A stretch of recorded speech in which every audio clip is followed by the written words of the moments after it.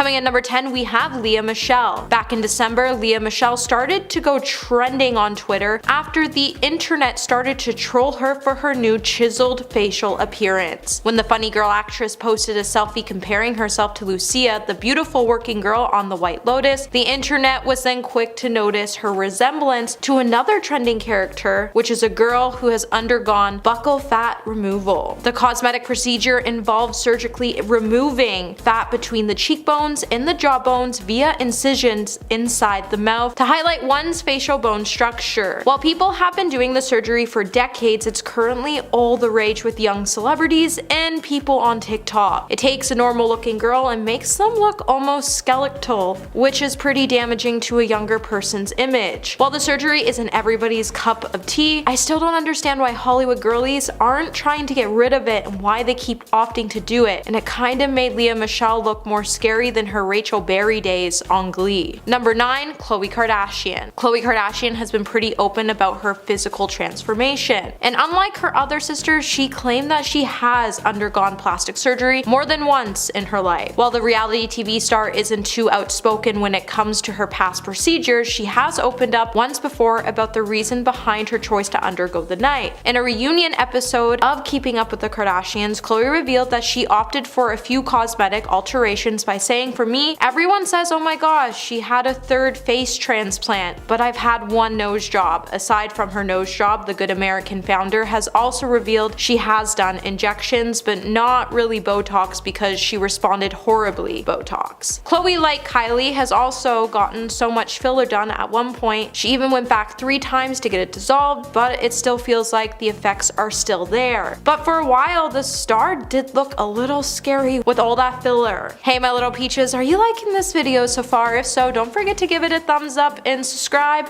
to the channel. Coming at number 8, we have Priscilla Presley. Priscilla Presley was a legendary beauty, but when she underwent plastic surgery in the past, it left her with some unfortunate side effects. It would force her to come out and claim that she unknowingly had industrial low-grade silicone injected into her face by a doctor who wasn't even licensed to practice medicine in the United States. Priscilla was one of many victims who fell into the hands of Dr. Daniel Serranoez. In 2008, a rep of the actress would share that an investigation which uncovered his misconduct ultimately led to his imprisonment. Miss Presley dealt with this matter years ago, and eventually everything is now well. Serrano, who was not licensed to practice medicine, would find himself being deported back to Argentina after serving 18 months in federal prison, after some of his injections caused lumps, paralysis, and holes in his client's face. But the work he did to Priscilla definitely had her wishing that she never underwent the surgery, and she never even tried to have it repaired as she was kinda scared it would do more harm than good. Number 7, Janice Dickinson. It's clear that Hollywood's obsession with plastic surgery is starting to get really scary, and if you look what happened to Janice Dickinson after she made an attempt to keep her youthful appearance, people would even start to confuse her with Caitlyn Jenner. After she had a botched procedure done, even according to celebrity plastic surgeon Dr. Anthony Yoon, Janice had every plastic surgery procedure there is. And that's not really hard to believe, as once the stunning model now looks like she is pure plastic. And I've seen her undergo some treatments on reality TV. Dr. Yoon would then jokingly add, "I believe she's undergone pretty much every facial plastic surgery there is, including a facelift, eye lift, lip injections, Botox, fat injections, a brow lift, and she's probably single-handedly paid for her plastic surgeon's house." Despite Janice going under the knife numerous times, Yoon said while Janice doesn't look a whole lot like herself, she's holding up pretty well and she's had quite a bit of help. In 2014, Janice would even admit when she was 32, or in the Jurassic era, that's when she had her first procedure done, and it included work to her chest, a tummy tuck, facelift, and Botox. At number 6, we have Linda Evangelista. The OG supermodel hasn't been seen in public for a while now, and in September 23rd, 2021, she would explain why. Linda revealed that she underwent cool sculpting, which she claims left her looking unrecognizable, as it allegedly caused her fat cells in her face to multiply, and she would say, "To my followers who have once wondered why I have not been working while my peers' careers have been thriving. The reason is that I was brutally disfigured by a procedure which did the opposite of what it promised. She then went on to talk about the procedure's rare but serious side effects, and she said not only did it destroy my livelihood, but it sent me into a cycle of depression, profound sadness, and lowest depths of self-loathing. In the process, I have become reclusive, and I'm so tired of living this way. I would like to walk out my door with my head held high despite not looking like myself any longer. However, if you look at photos from Linda from 2005 to now, before her procedure disfigured her famous face, the girl was stunning. And if you are looking to get plastic surgery done in the future, let this be a warning and just a reminder that you're beautiful just the way you look. Number 5, Mickey Rourke. Since the beginning of his career, Mickey Rourke has captured the news headlines every now and then, and one of the most talked about things about him is his face. Today, everyone knows Mickey to be an actor of repute who has starred in many successful movies over the years, but it is essential to understand that acting was not Mickey's first love, as he's a man who was in love with boxing and he eventually became a professional boxer. And he did pretty well because he was unbeaten in all his fights as he won and drew others. However, he endured a lot of injuries to his face, and some of these injuries were so severe that they threatened to ruin his good looks, so he opted to have cosmetic surgery to fix his face. However, the doctors he met to help him fix his face just ended up ruining it. His face today is now very different from what his fans had known it to be, and anytime he steps into the public, paparazzi just swarms his face. While the star has undergone different cosmetic surgeries to correct his face, it just keeps changing and it keeps renewing the public's interest. Number 4, Joan Rivers. Comedian Joan Rivers was famous for constantly changing her face. When the reality TV star passed away at the age of 81, her daughter Melissa would write a memoir, The Book of Joan, tales of mirth, mischief, and manipulation. As a tribute to her mother, in it Melissa would reveal that Joan had a staggering 348 cosmetic operations over her life, and she was never happy with the way she looked, which fed into her sense of being less than. Joan Rivers' tragic passing was caused after she had complications following her surgery, after the comedian never recovered from a loss of oxygen to her brain during surgery. Her daughter would then be able to sue the clinic for malpractice. It would be noted that Joan went into the hospital after she scheduled an EGD. However, reports then showed another procedure, a nasolaryngoscopy, which was performed twice by an ENT doctor not privileged to perform that procedure at Yorkville, and Rivers was never informed or consented to that procedure. Number 3, Donatella Versace. Donatella Versace's designs for Versace may have sparked thousands of copycats, but there is no danger of a woman following suit when it comes to Donatella Versace's new look. 30 years ago, the fashion guru had naturally full lips and smooth skin, but today her face is striking for all the wrong reasons, as she has now turned herself into a real-life human waxwork doll after she overdid Botox and added too much filler to her cheeks and lips. Not to mention, the businesswoman has also had a facelift and eyes and brow lift. And if you look at her face, you can tell that her eyelids are like a little droopy because she had some bad Botox, and that's why they look droopy. It's also been said that she looks like she may have had some filler added to her earlobes, as they looked very stretched. Dr. David Rappaport has also provided a timeline of Donatella's alleged procedures, where he would point out that it seems clear that the designer has had a facelift, as she has a scar that you can see on her temple areas, and she has a fine linear scar from it. He would also note that her hairline has been lifted too high and it shouldn't end that high above her ears, but this could also indicate that she's gone under the knife for more than one procedure. Number 2, Carrot Top. Comedian king of props Scott Carrot Top Thompson has had to deal with a lot of plastic surgery rumors and before and after surgery photos, but despite the hundreds of sources saying he underwent the knife to change his looks, the comedian says he hasn't had work done on him, but it's clearly just a lie. So Carrot Top is one of these most successful comedians from the late 90s and 2000s. Aside from comedy, one of the most talked about topics whenever Carrot Top is brought up is about his looks, and people start to debate whether the star has had plastic surgery done or not. Although various sources sources have tried exploring his transformation to put an answer to the question, the comedian still continues to deny all the rumors that revolve around him undergoing the knife to change his looks. And to this day, the comedian still has to deal with plastic surgery rumors, as the media has been swamped with before and after photos of the star. Many have even compared his transformation to plastic surgery disasters, and some professionals have even commented on it, such as Dr. Anthony Yoon, who pointed out that the comedian has definitely had laser treatments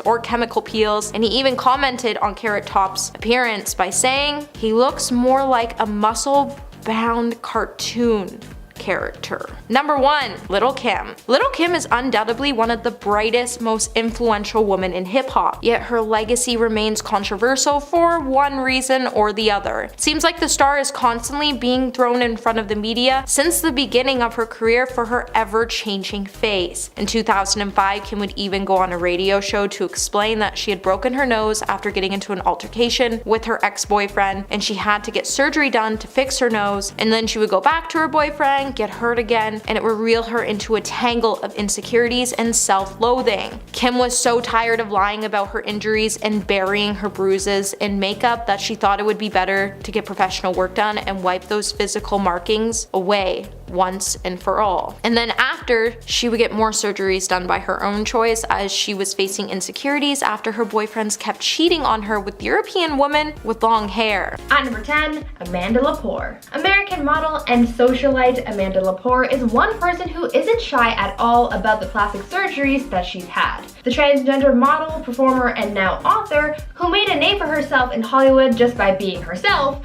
altered a lot of her body over the years, and she's even claimed to have the most expensive body on earth due to all of her surgeries.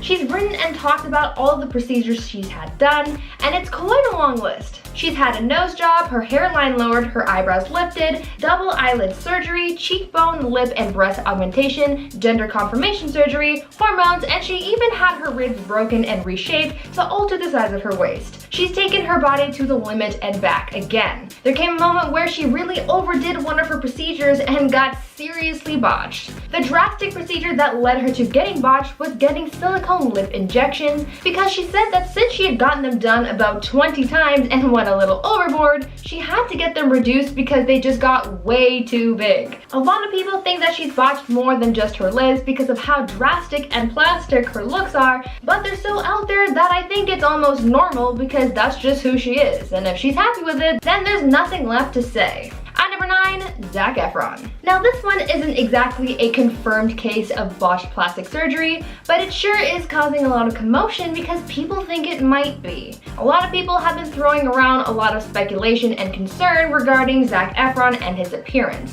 Zac recently showed up in a video about Earth Day looking pretty swollen, and a lot of people think that is the result of a plastic surgery gone wrong. In the video, the lower half of his face was looking very puffy, almost like he had gotten a lot of Botox done or some other kind of procedure, and a lot of people are super concerned that Zac might have taken his looks too far.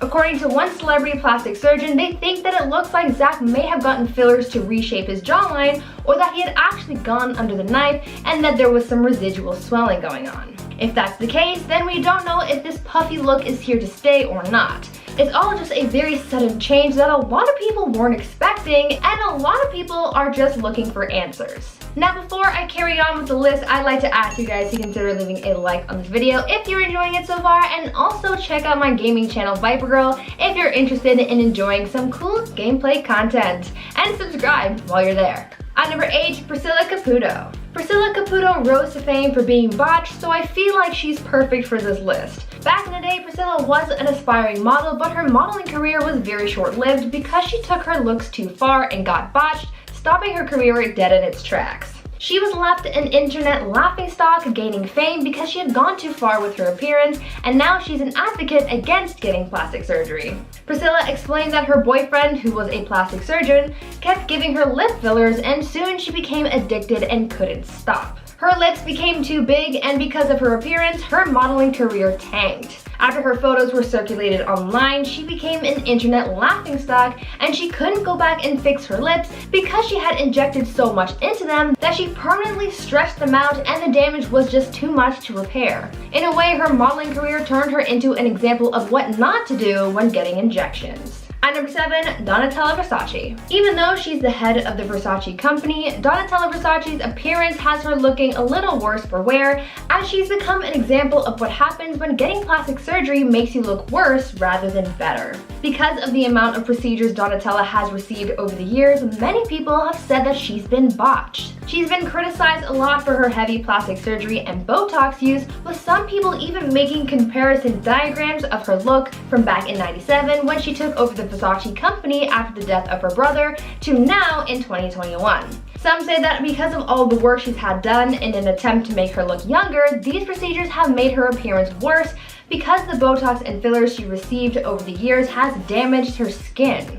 Some plastic surgeons have commented on Donatella's appearance, saying that as a result of all the fillers, nips, and tucks, her skin's elasticity has broken, leading her to looking older. Because of this, she'd want to continue getting Botox, and so the cycle continues. The more work she has done, the worse her skin gets, and as a result, it leads her to looking more and more botched. At number 6, Carrot Top. American comedian Carrot Top is pretty well known for his signature looks. With his bright orange hair and crazy expressions, no one can mistake him, that's for sure. However, over the years, there's been speculation that the comedian has undergone a few cosmetic surgeries that have him looking a little different, and some say that he's been botched. Though he's denied ever having received plastic surgery and mostly credits his looks to his gym habits, there are others out there who believe that there's something a little artificial that the comedian has been hiding from his fans. It's believed that the comedian has received an eyebrow lift, Botox injections, lip filler, and laser peels, which many people see as the reason that his freckles are less evident. Because of the fillers and lifts, a lot of people think that his face has been left looking a little too stiff and fake,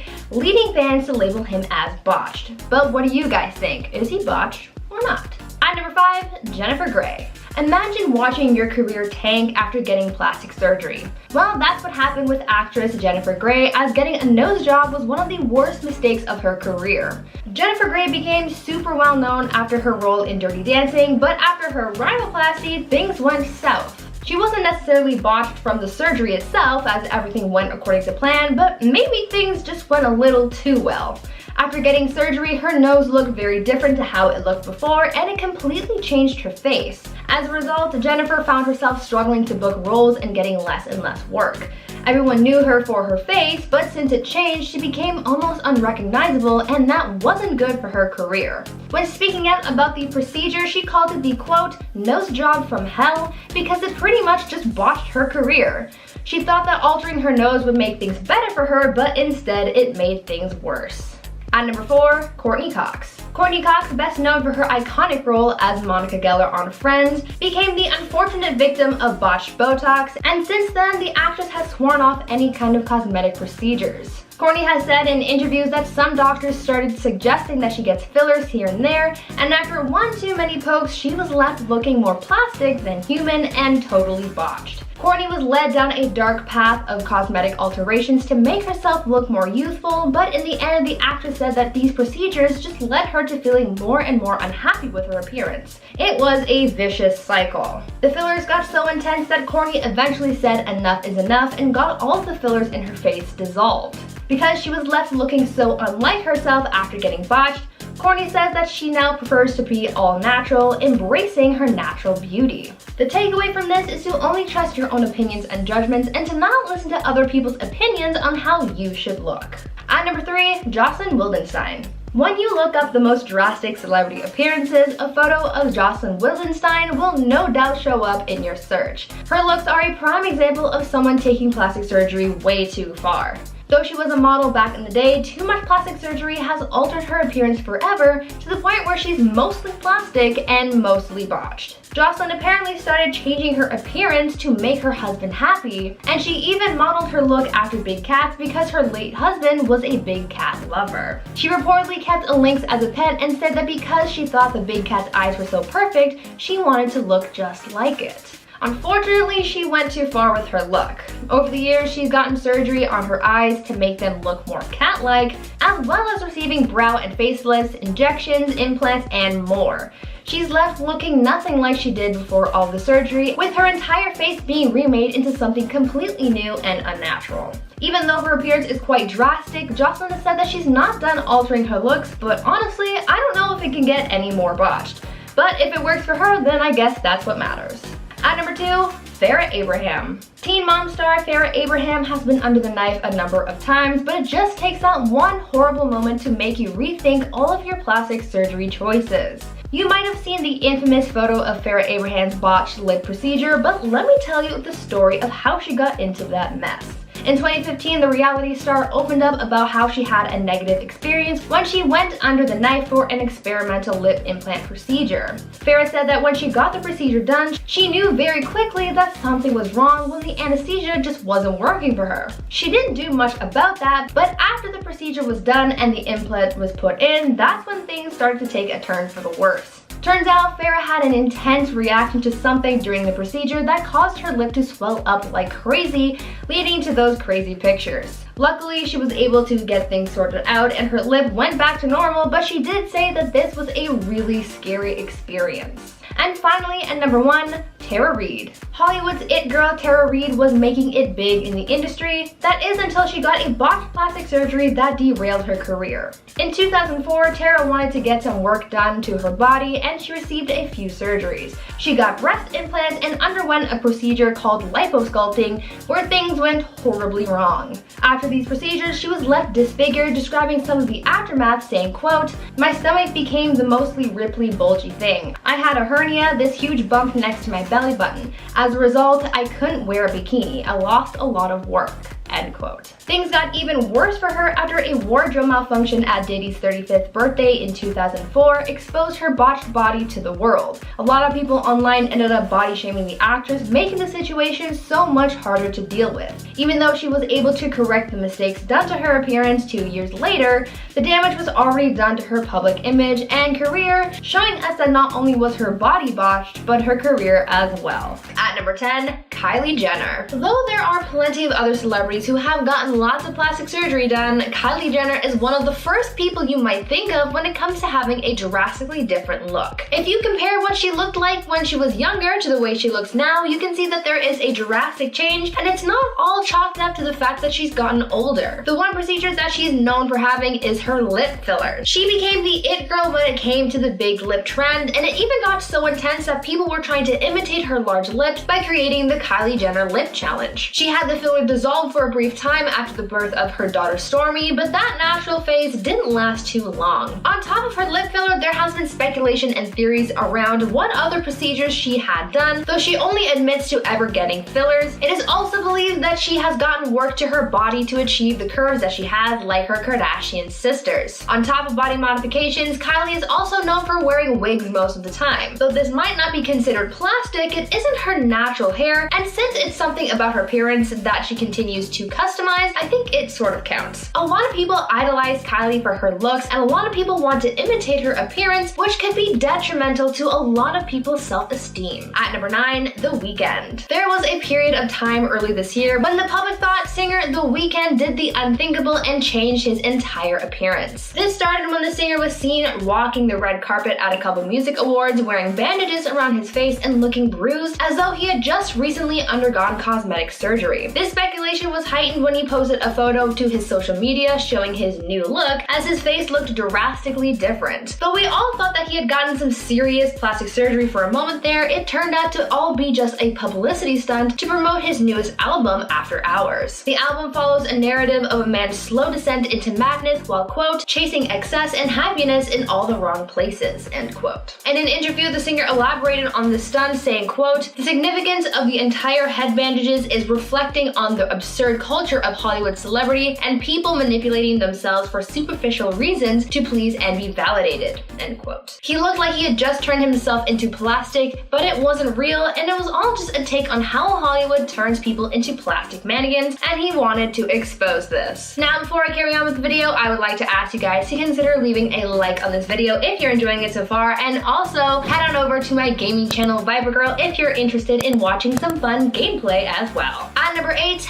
Amanda Lepore. There are a lot of celebrities out there who try to hide the procedures they've had, but there's one person who embraces their changes, and that's Amanda Lepore. Amanda Lepore is a transgender model, performer, and now author who made a name for herself in Hollywood by just being herself. She was famous for just being herself long before Kim K ever came along. Much of Amanda's body has been altered over the years, as she claims to have the most expensive body on earth due to all of her surgeries. She's written and talked about all of the procedures that she's had done, and it's quite a long list. She's had a nose job, her hairline lowered, her eyebrows lifted, double eyelid surgery, cheekbone, lip and breast augmentation, gender confirmation surgery, hormones, and she even had one of her ribs broken and reshapen to alter the size of her waist. She's taken her body to the limit and back again. The most drastic procedure that she's had was getting silicone lip injections, because she said that she had gotten them done about 20 times and she went a little overboard, so she had to get them reduced. Amanda prides herself on being a living Barbie doll, and she really doesn't regret any of her decisions, even though they were all very expensive. To us, she may have gone too far with her look, but to Amanda, it's just right. At number 7, Zac Efron. Now, this one isn't exactly a confirmed plastic surgery case, but it is causing a lot of commotion. There's been a lot of speculations concerning Zac Efron's supposed new look, as people are saying that Zac Efron has gotten some work done. And by some, I mean a lot. Zac recently showed up in a video about Earth Day looking pretty different and pretty swollen. The lower half of his face was looking very puffy, almost like he had just gotten some Botox done or some kind of other procedure, and people are super confused. The internet has been debating whether or not he's gotten surgery, with some people chalking this all up to Zac simply having wisdom teeth surgery, using that to explain all of the puffiness, but others aren't so sure. According to one celebrity plastic surgeon, they think it looks like Zac may have gotten fillers to reshape his jawline, or that he had actually gone under the knife and that there was some residual swelling going on. It's just a very sudden change that a lot of people weren't expecting. Like I said before, no one knows if this new look is permanent or not, but for now, Zac is looking a little plasticky, and it's a strange look to get used to. At number 6, Priscilla Caputo. Priscilla Caputo might not be a celebrity in the traditional sense, since she didn't rise to fame because of her trade like modeling or acting, but she did gain fame because of her looks, just in a negative way. Priscilla was an aspiring model back in the day, but because she started getting plastic surgery, she was left an internet laughingstock, gaining fame because she had gone too far with her appearance. Priscilla explained that her boyfriend, who was a plastic surgeon, kept giving her lip fillers, and soon she became addicted and couldn't stop. Her lips became too big, and because of her appearance, her modeling career tanked. Things for her hit rock bottom after her photos were circulated online and she became an internet laughingstock. She became a model for what not to do. She said that looking at her past photos of herself with her lips done upsets her greatly, and that because of the damage that she's done to her lips, they will never be the same. She became plastic, and when it was all removed, she was left with the damage that her decisions had caused. Now she's an advocate against plastic surgery because she knows firsthand the ugly side of becoming plastic. At number 5, Barry Manilow. Some celebrities aren't shy about the work they've had done, and others go to great lengths to hide it. One celebrity who has continuously denied their plastic surgery is singer Barry Manilow, because even though there's a lot of proof to indicate that he's had work done, he still claims to be all natural. In an interview, Barry claimed to have only undergone surgeries and treatments for his health, like hip surgery and receiving steroid shots, but a lot of people aren't buying that and have pretty much revealed that he's lying about getting work done for cosmetic purposes. It's been reported over the years that Barry had undergone several procedures, including having had received a facelift in 1995, a second facelift and eyelid surgery in 2003, and then a third facelift in 2005. There are even photos of Barry from 2003 showing him leaving a plastic surgeon's office in Beverly Hills. In the photos, he's shown wrapped up in bandages while wearing a disguise of sunglasses and a blonde wig in order to avoid being recognized. Because of the work that he's had done, a lot of people consider Barry as one of Hollywood's plastic celebrities. At number 4, Justin Jedlicka. Justin Jedlicka, also known as the real-life Ken doll, became famous because of his exaggerated looks. Justin has documented his transformation into plastic and isn't afraid of talking about the hundreds of procedures he's had. Yes, that is right, I said hundreds. Justin has estimated that he spent over $500,000 on his look, having received over 300 procedures and going under the knife over 100 times. Justin said that he became obsessed with his appearance after growing up watching the show Lifestyles of the Rich and Famous and recalling that everyone on that show had plastic surgery. He thought that this lifestyle meant that you were successful and made it his mission to look like a Ken doll. Now that's his persona and he's pretty happy with it. At number 3, Michael Jackson. Michael Jackson lived a hugely successful life and he was known for a lot. He was famous for his music but also his appearance as it changed drastically over the years. He went from being a young man with a darker complexion and a thick afro to being a pale man with thinning hair and skin. Though there have been sickening rumors around why Michael's look changed so much, most of the changes in his appearance were really due to his health. His change in complexion was due to his vitiligo, and his thinning hair was due to age as well as chemical bleaching. To counteract the effect his health was having on his complexion, Michael had turned to plastic surgery, which in the end didn't really aid in his appearance. The constant alterations done to his face in particular caused his skin to thin and wrinkle, which is added to the cycle of work, and his infamous nose job changed the proportions of his face as he was made to look bonier with his thin pointed nose. Over the years, Michael's appearance worsened with age as he tried to constantly make corrections, which really just worsens its outcome. The only thing that didn't age poorly about Michael was his musical abilities. Though his appearance and health deteriorated over the years, his legendary talent stayed awesome. At number 2, Donatella Versace. Sometimes going plastic makes things worse rather than better. Famous designer Donatella Versace has endured her fair share of criticisms in the past, from family matters to business decisions, but most of the criticism she's endured mostly pertains to her looks. Donatella's appearance has definitely evolved over time. She's been criticized a lot for her heavy plastic surgery and Botox, and people have even made comparison diagrams from what she looked like back in '97 when she first took over the Versace company after the death of her brother to now at the age of 66. People say that the work she's had done has made her appearance worse because the Botox and fillers she's received over the years has damaged her skin, and that her skin's elasticity is broken, leading her to look older. Because of this, she wants to get more Botox, and that cycle continues. The more work she has done, the worse her skin gets as a result. She's essentially turned herself into plastic, trying to correct the damage that has already been done. And finally, at number 1, Jocelyn Wildenstein. One of the most drastic celebrity appearances comes from socialite Jocelyn Wildenstein. Though she was a model back in the day, too much plastic surgery has altered her appearance forever to the point where she's mostly plastic. Jocelyn started changing her appearance to make her husband happy. She modeled her look after big cats because her late husband was a big cat lover. She reportedly kept a lynx as a pet and recalled that the big cat's eyes were perfect, and so she wanted to look just like it. Unfortunately, she went too far with her look. Over the years, she's gotten surgery on her eyes to make them look more cat-like, as well as receiving brow and facelifts, injections, implants, and more. She's become plastic, but she says that she's not done working on her look just yet. And at number 10, Paul Stanley. The Kiss frontman looks very different now than when the band was in its height, and people think the change is due to cosmetic procedures. It's rumored that he had a nose job, facelift, along with other fillers and Botox. Some evidence also suggests he may have underwent an eyebrow lift and a lip job. Stanley is only admitted to one procedure, and that was an ear reconstructive surgery. He got this because he was born with a condition, microtia, which caused him to not have a right ear. While speaking with SiriusXM's Jim and Sam video interviews, Stanley also admitted to having his rotator cuffs repaired, along with a hip replacement and cartilage repaired in his knees, but nothing related to his appearance. And at number 9, Michaela Romanini. For many years, she was one of Italy's biggest stars and was titled one of the most beautiful women in the country, but after getting many cosmetic procedures, she was left looking completely unrecognizable from her former self. We're not sure exactly what procedures that she's gotten, but it's clear her lips, eyes, and skin look drastically different. Some media outlets even say she looks like an alien. But even with all the criticism around her looks, she apparently does not regret any of her procedures. Some reports even claim she is now addicted to surgery, specifically lip collagen injections. And at number 8, Kenny Rogers.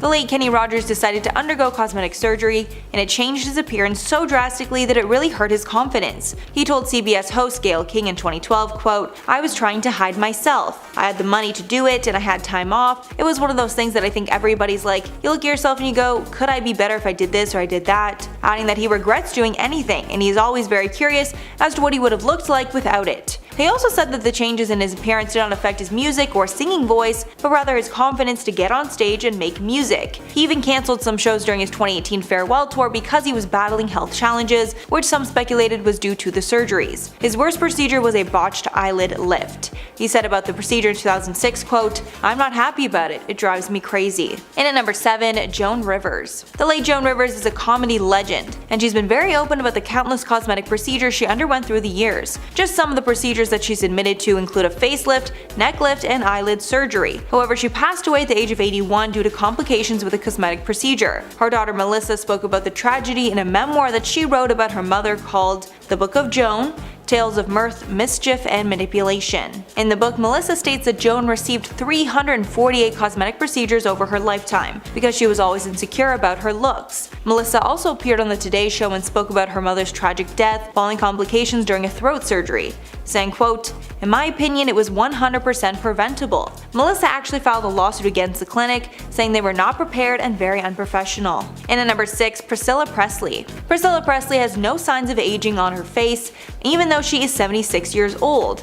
But she does look completely unrecognizable from her former self. Some say this is due to botched procedures over the years. A few years back, she revealed that low-grade silicone was injected into her face, the type that mechanics use to grease car parts. This was done by fraudulent doctor, Dr. Daniel Serrano, who was later sent to prison for his illegal tactics. A rep for Priscilla said, quote, "Priscilla Presley was one of many documented victims of Dr. Serrano. An investigation which uncovered his misconduct ultimately led to his imprisonment. Ms. Presley dealt with this matter years ago and everything is now well." However, one doctor does not think the botched injections explain her puffy, waxy face, and he insisted that this is due to repeated laser treatments and Botox. One commenter wrote about her look, quote, "What has Priscilla Presley done to her face? It looks like she has a scary mask on." Halfway number 5, Jackie Stallone. The late mother of A-list actor Sylvester Stallone revealed that she had many plastic surgery regrets in a 2013 interview. When asked if she had had work done, she said, quote, "I do, and actually I've gotten too much. I look like I've got a mouthful of nuts. It's Juvederm, too much of it. I feel as though I look like a chipmunk." She continued, "Juvederm plumps you up here," pointing at her cheeks, "but it looks like you have a mouthful of walnuts." She then explained that she's had about 3 chemical peels and about 50 injections over her lifetime. She revealed that she had never tried Botox because naturally she did not have wrinkles in her forehead. Jackie claims that she believes in plastic surgery, but thinks that Beverly Hills doctors are overrated hacks, saying that she went to other states to have work done because she doesn't trust Beverly Hills surgeons. And at number 4, Simon Cowell. Simon Cowell shocked fans when he appeared at the red carpet for the America's Got Talent quarterfinals, looking totally unrecognizable. His face was discussed at length in the media, and on the Absolute Radio Breakfast show, Dave Barry said, quote, "I remember Simon Cowell when he had his first face. I've known him a long time. The current one is a bit Slipknot. It's actually quite terrifying," with the host noting that his surgery was probably done in the dark if it came out that badly, and that a man with his money should have gotten the best surgeon in the world. After stepping out, Dr. Naila Raja, a leading cosmetic doctor, said that he had gone a bit overboard with the Botox, adding quote, "I suspect Simon's fallen complexion is a combination of weight loss and also too much Botox." And at number 3, Khloe Kardashian. Khloe Kardashian is the sister that gets the most flack for her cosmetic enhancements, because it seems like she looks different every week. While speaking about rumors about her plastic surgery, she told host Andy Cohen that she's had one nose job, along with fillers, but not Botox. Years earlier on her talk show Cocktails with Khloe, she also admitted to having facial fillers dissolved, saying, quote, "My face was so messed up I had to go and get this whole thing dissolved. It was a bummer and now I'm afraid to do it again, and I'm almost like, I swear things are still in my face." Although people don't believe she hasn't touched fillers, because her face has changed dramatically since then. And at number 2, Lisa Rinna. The Real Housewives of Beverly Hills star is known for her signature pout that she achieved through the help of fillers, but she's gotten some other procedures that she's regretted. Apparently after she tried Botox, she was totally botched. Lisa said that she got Botox in her cheeks because all of her friends were getting it done and she wanted to try it out for herself. But after the procedure was done, Lisa said, quote, "I saw a photo and I was like, oh Jesus, that's not good, that is not good." But after that experience, she's learned that less is more, saying that she still likes Botox, but won't do anything that changes the shape of her face. And finally at number 1, Dolly Parton.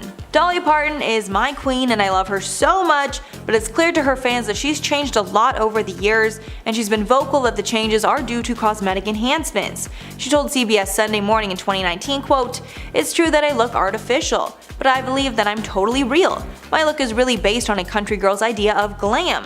"I wasn't naturally pretty, so I make the most of anything I've got." Dolly's admitted to many procedures, including a facelift, eye surgery, breast implants, liposuction, excess skin removal, lip injections, Botox, and more. Dolly also looks phenomenal at her age of 75 and says that she will look as young as her plastic surgeons allow. Kicking off our countdown at number 10 is Bella Hadid. The famous model is beautiful nonetheless, but her transformation goes under the radar sometimes, with people not realizing how much her appearance has changed. But she's always been very defensive when it comes to rumors that claim she has had plastic surgery done and other procedures like face fillers. During a 2018 interview, she responded to comments on it and said, "People think I got all this surgery or did this or that. And you know what? We can do a scan on my face, darling. I'm scared of putting fillers in my lips. I wouldn't want to mess up my face." But looking at photos from the start of her career in 2010 until now, she looks completely different. And if it isn't surgery or cosmetic procedures, what caused the drastic change? She's denied everything, so maybe one day she will give us a real answer. Up next, number 9, we have Sharon Osbourne. Unlike Bella, Sharon has always been very open and honest about her journey with plastic surgery. In 2016, she admitted that she was on her 3rd face at that point and revealed she hasn't always liked the work that she's had done. She said, "In a lot of shots, my face looks plastic, and at certain angles, I'm like, oh dear, I should have never done that." But that has not stopped her from getting more done. In September of 2019, on the premiere of The Talk, she shared with the audience that she had gotten a facelift 5 weeks prior. She said she had her neck done to make her face look more refreshed. You wouldn't think she looks much different in more recent times because she's been getting work done for a while now, but when you see her before pictures, you really get to see just how much her face has changed throughout her life. Honestly, I didn't even know what she looked like before until I saw that. I was like, what? Different person. Sniping our number 8 spot, we have the Bogdanov brothers. Igor and Grishka Bogdanov are identical twins known for being French TV presenters, producers, and scientific writers. But they are also known for their very drastic plastic surgery transformation, which has gotten the attention of media all over the world. Back in the 1970s, they were known for their handsome looks and were sharing screen time before they got addicted to cosmetic surgery. In 2010, it was reported that they each had a number of chin and cheek implants as well as fillers and Botox. But a little too much of all of the above because their face looks permanently swollen all the time and they now have a very cat-like look to them. When seeing the before and after pictures, it is crazy to see how much their face has changed. In spot number 7, we have Priscilla Presley. She will always be under a spotlight after being Elvis Presley's ex. How could you not be? But in 2018, media outlets were focused on her with rumors going around claiming she had even more plastic surgery done. People criticized her hard on social media, saying that she looks like she had a mask on. She has spoken about some of her botched cosmetic procedures in the past, saying that she has had industrial low-grade silicone injected into her face. She described it as being something similar to what mechanics use to grease car parts. Her botched procedure led to an investigation, with that doctor being sentenced to 18 months in federal prison. Some of his injections caused lumps, paralysis, and holes in his client's face. So Priscilla had to undergo even more procedures to try and correct the mistakes that he made, and unfortunately, this drastically changed her appearance. Taking over spot number 6 is Kenny Rogers. He never seemed to have a problem with the ladies, often praised for his handsome looks, but at one point in his life he decided to make some changes to his appearance, and now he says he regrets it. During a CBS interview, he got very personal and talked about his decision to get eye lift surgery and said, "The guy who did it was one of the world's best, but he just had this concept that the edge of your eyes had to be higher than a certain place, and I regret that." He does look very different in the before and after comparison because the eye lift kind of changes the whole look and shape of his face. Plus, reports also claim that he has had Botox done as well, which has also altered his appearance. But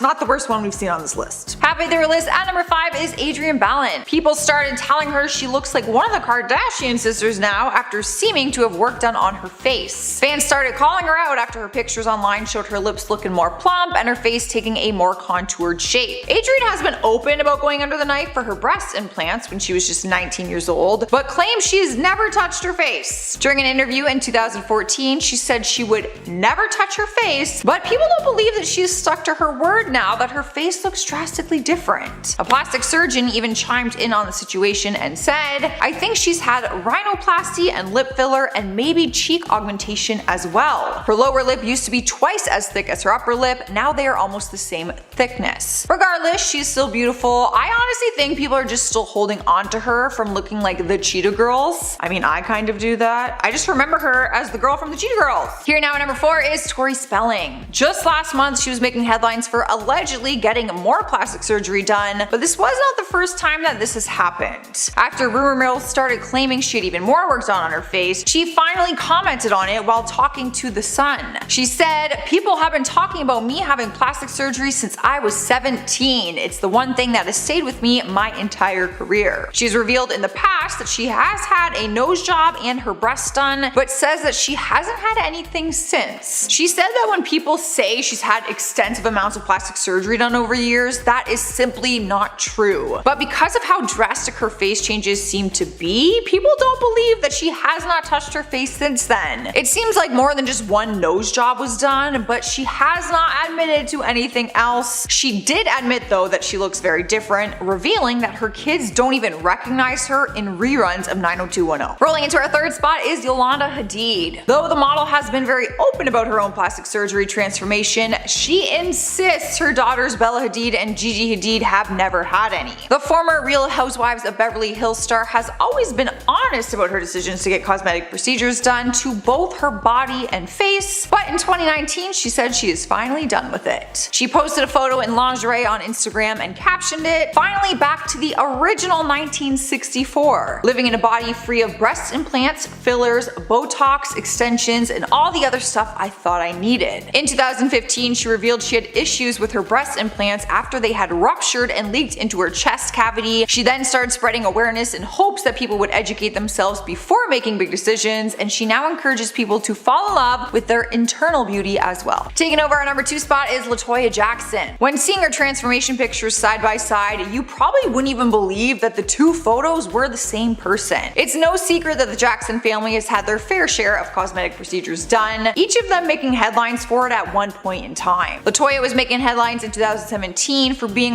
one nose job away from completely losing her nose. Paparazzi photos got the attention of some of America's top plastic surgeons who claim that she could literally lose her nose if she gets more work done. They pointed out that the outer flare of her nostrils have been overly narrowed to a point of near disappearance. Dr. Lyle Back said that each surgery on the face carries the risk of more collapsing, and said that it could be almost impossible for her to breathe through if she continues to get work done. And I've seen photos of people who lose their nose. It is terrifying. That's a thing. You can literally just lose your nose. In our number 1 spot is Khloe Kardashian. All the Kardashian sisters make headlines for their ever-changing looks, but Khloe seems to get the most heat for hers since her change might be the most drastic. It seems like she got fed up with all the rumors though and decided to talk about it after people started claiming she had a face transplant. During the recent Keeping Up with the Kardashians reunion, she addressed the accusations and admitted to all the cosmetic procedures she has had done. For the first time ever, she admitted to getting a nose job, Botox, and fillers. She admitted that she responded horribly to Botox and said that she had other injections done.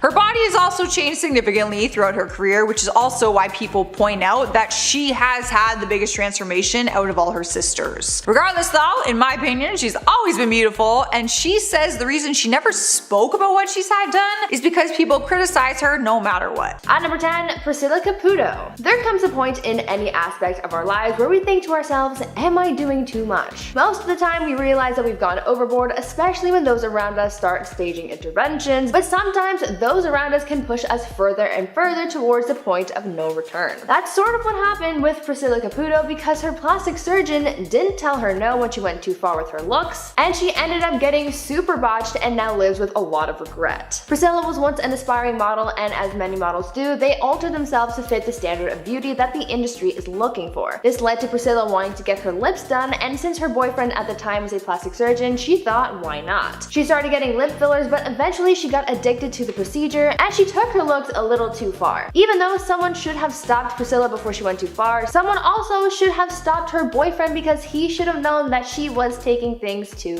far. Maybe it's because they were in a relationship and he didn't want to say no to his girlfriend, but as a doctor, he should have known better than to let things get that bad. Priscilla now lives with permanently stretched out lips because she had damaged them so much with the fillers that her doctor is partially to blame for. At number 9, Donatella Versace. As the head of a successful designer company, Donatella Versace is certainly an important figure in the world of fashion. Her name is well known and her face is too, but maybe not for the best reasons. Donatella has been receiving plastic surgery for years, trying to make herself look more youthful, but it seems as though these procedures that she's received has had the opposite effect. Because of the amount of procedures that she's had done, her skin has become thin and damaged and has lost the elasticity needed to make these nips and tucks worthwhile, but yet she keeps getting facelift after facelift trying to correct it, adding to that vicious cycle. Her plastic surgeon should see that Donatella's facelifts are not having lasting effects because of how damaged her skin is, but because these procedures keep happening regardless, I think that this surgeon needs to be stopped. It's not helping Donatella feel better about her appearance because she keeps coming back in for more, and it's honestly not fair to her. I'm sure that there are other ways that Donatella could be satisfied with her looks, but maybe another doctor would have to provide that for her. Now before I carry on with this list, I'd like to ask you guys to consider leaving a like on this video if you're enjoying it so far, and also check out my gaming channel Viper Girl because I've got some fun new stuff going on over there, and if you're into Minecraft then I'd highly suggest that you go and check that out. At number 8, Jocelyn Wildenstein. Jocelyn Wildenstein is considered the celebrity with the most dramatic appearance. She's undergone so many procedures to create a brand new appearance based on a pet lynx that she had, and even though she's gone so far with her appearance, she said that she has no intention of stopping her plastic surgery journey anytime soon. Jocelyn started changing her appearance because her husband was a big cat lover and she wanted to resemble his favorite animal. Over the years, she's received surgeries on her eyes to make them look cat-like,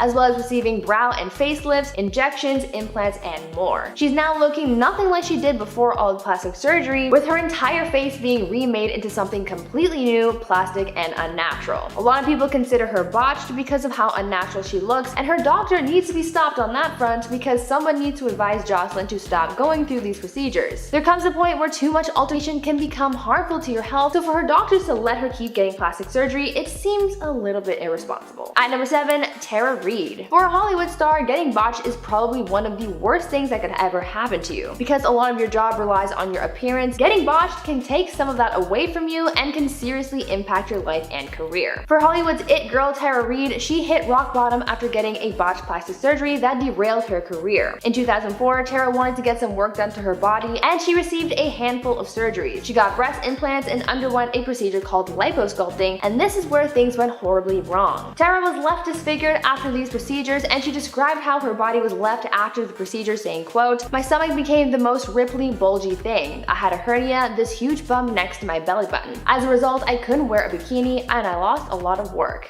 End quote. After a wardrobe malfunction exposed the botched procedure to the world in 2004, things got even worse for her. Her doctors seriously needed to be stopped because clearly something went horribly wrong during the procedure for Tara to end up like this, and as far as I know, the surgeon didn't really step up to correct his mistake, and Tara was the one who had to get things fixed herself, so that seems a little irresponsible on the doctor's part. Let's hope that no one else had to go through what Tara did as well. At number 6, Mickey Rourke. At the beginning of his career, Mickey Rourke was known for being handsome and charming, but after getting work done, people changed their tune. For a long time, people had made some pretty harsh comments about Mickey's face, thinking that he went overboard with plastic surgery like a lot of Hollywood stars have, but it turns out that this wasn't the case and that his appearance is the fault of a doctor who definitely needed to be stopped. Mickey has spoken out about his altered appearance and has said that boxing is really what caused things to go downhill for him, having faced bruises, fractures, and breaks over the years. Because he went in for reconstructive surgery from the things that had been damaged through boxing, his face has never been the same since. In an interview, Mickey spoke more on the subject of his botched appearance, where he said, quote, "Most of it was to mend the mess on my face because of boxing, but I went to the wrong guy to put my face back together. I had my nose broken twice, I had 5 operations on my nose and 1 smashed cheekbone."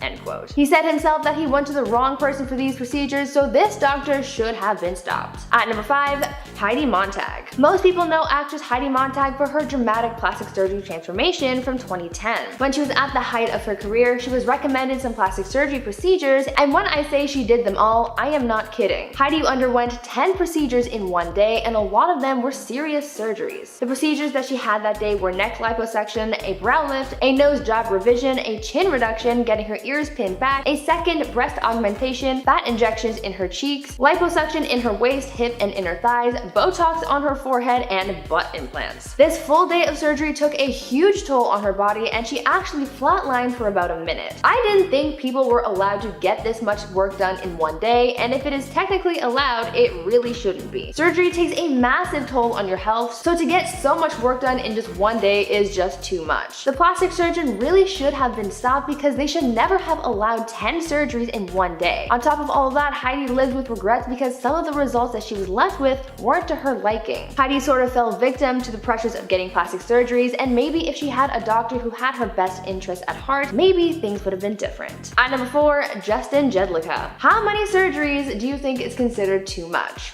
10? 50, 100, how about 1,000? Justin Jedlicka, also known as the real-life Ken doll, is someone who has apparently received over 1,000 cosmetic surgeries, and he says that he's still not done yet. Justin got famous because he was on the show Botched because of his exaggerated looks. And for him, because he wants to look like a Mattel toy, the more plastic he looks, the better. Because of the sheer amount of procedures he's received, I think both he and his plastic surgeon need to be stopped. 1,000 procedures is a lot, even if it's something minor like shots of Botox. There has to come a point where you have to think enough is enough, but after reaching such a high number, I'm almost afraid that the surgery will never end. Someone stop these two before Justin becomes a robot. I'm kidding, but you get my point, right? At number 3, Dana Delaney. Here's an example of a plastic surgeon who needs to be stopped because they literally caused physical damage to their patient. Even though getting injectables like Botox is all the rage, people have to realize that there are still risks involved, and Desperate Housewives actress Dana Delaney can certainly attest to that. Dana opened up about the worst procedures she's received after she was hurt because of doctor error. In 2003, Dana decided to go in and receive some Botox injections after her dermatologist convinced her to try it out. When she went in for the procedure, things ended up going wrong because the doctor placed the needle in the wrong part of her forehead and ended up striking a nerve and killing it. Unfortunately for Dana, this mistake was pretty serious because it ended up affecting the muscle in her right eye, which caused her eye to droop down slightly. Dana spoke out about the experience, saying that her face was forever altered and that she would never be getting plastic surgery ever again. I'm not sure what happened to the plastic surgeon, but I would imagine that a serious lawsuit was definitely involved. At number 2, Cher. Now you guys are definitely going to hate me for this one, but there's just something that doesn't quite sit right with me. We all know Cher for her signature looks and the fact that she hasn't aged in years. I mean, the woman is 75 and doesn't look anywhere near that. Over the years, she's received a neck lift, multiple facelifts, cheek implants, breast augmentation, liposuction, Botox, other injectables, and lasers, but even after all of that, her doctors still can't get over how good she looks. You're probably asking yourself why her plastic surgeon needs to be stopped, and I'm saying it's because some witchcraft is afoot.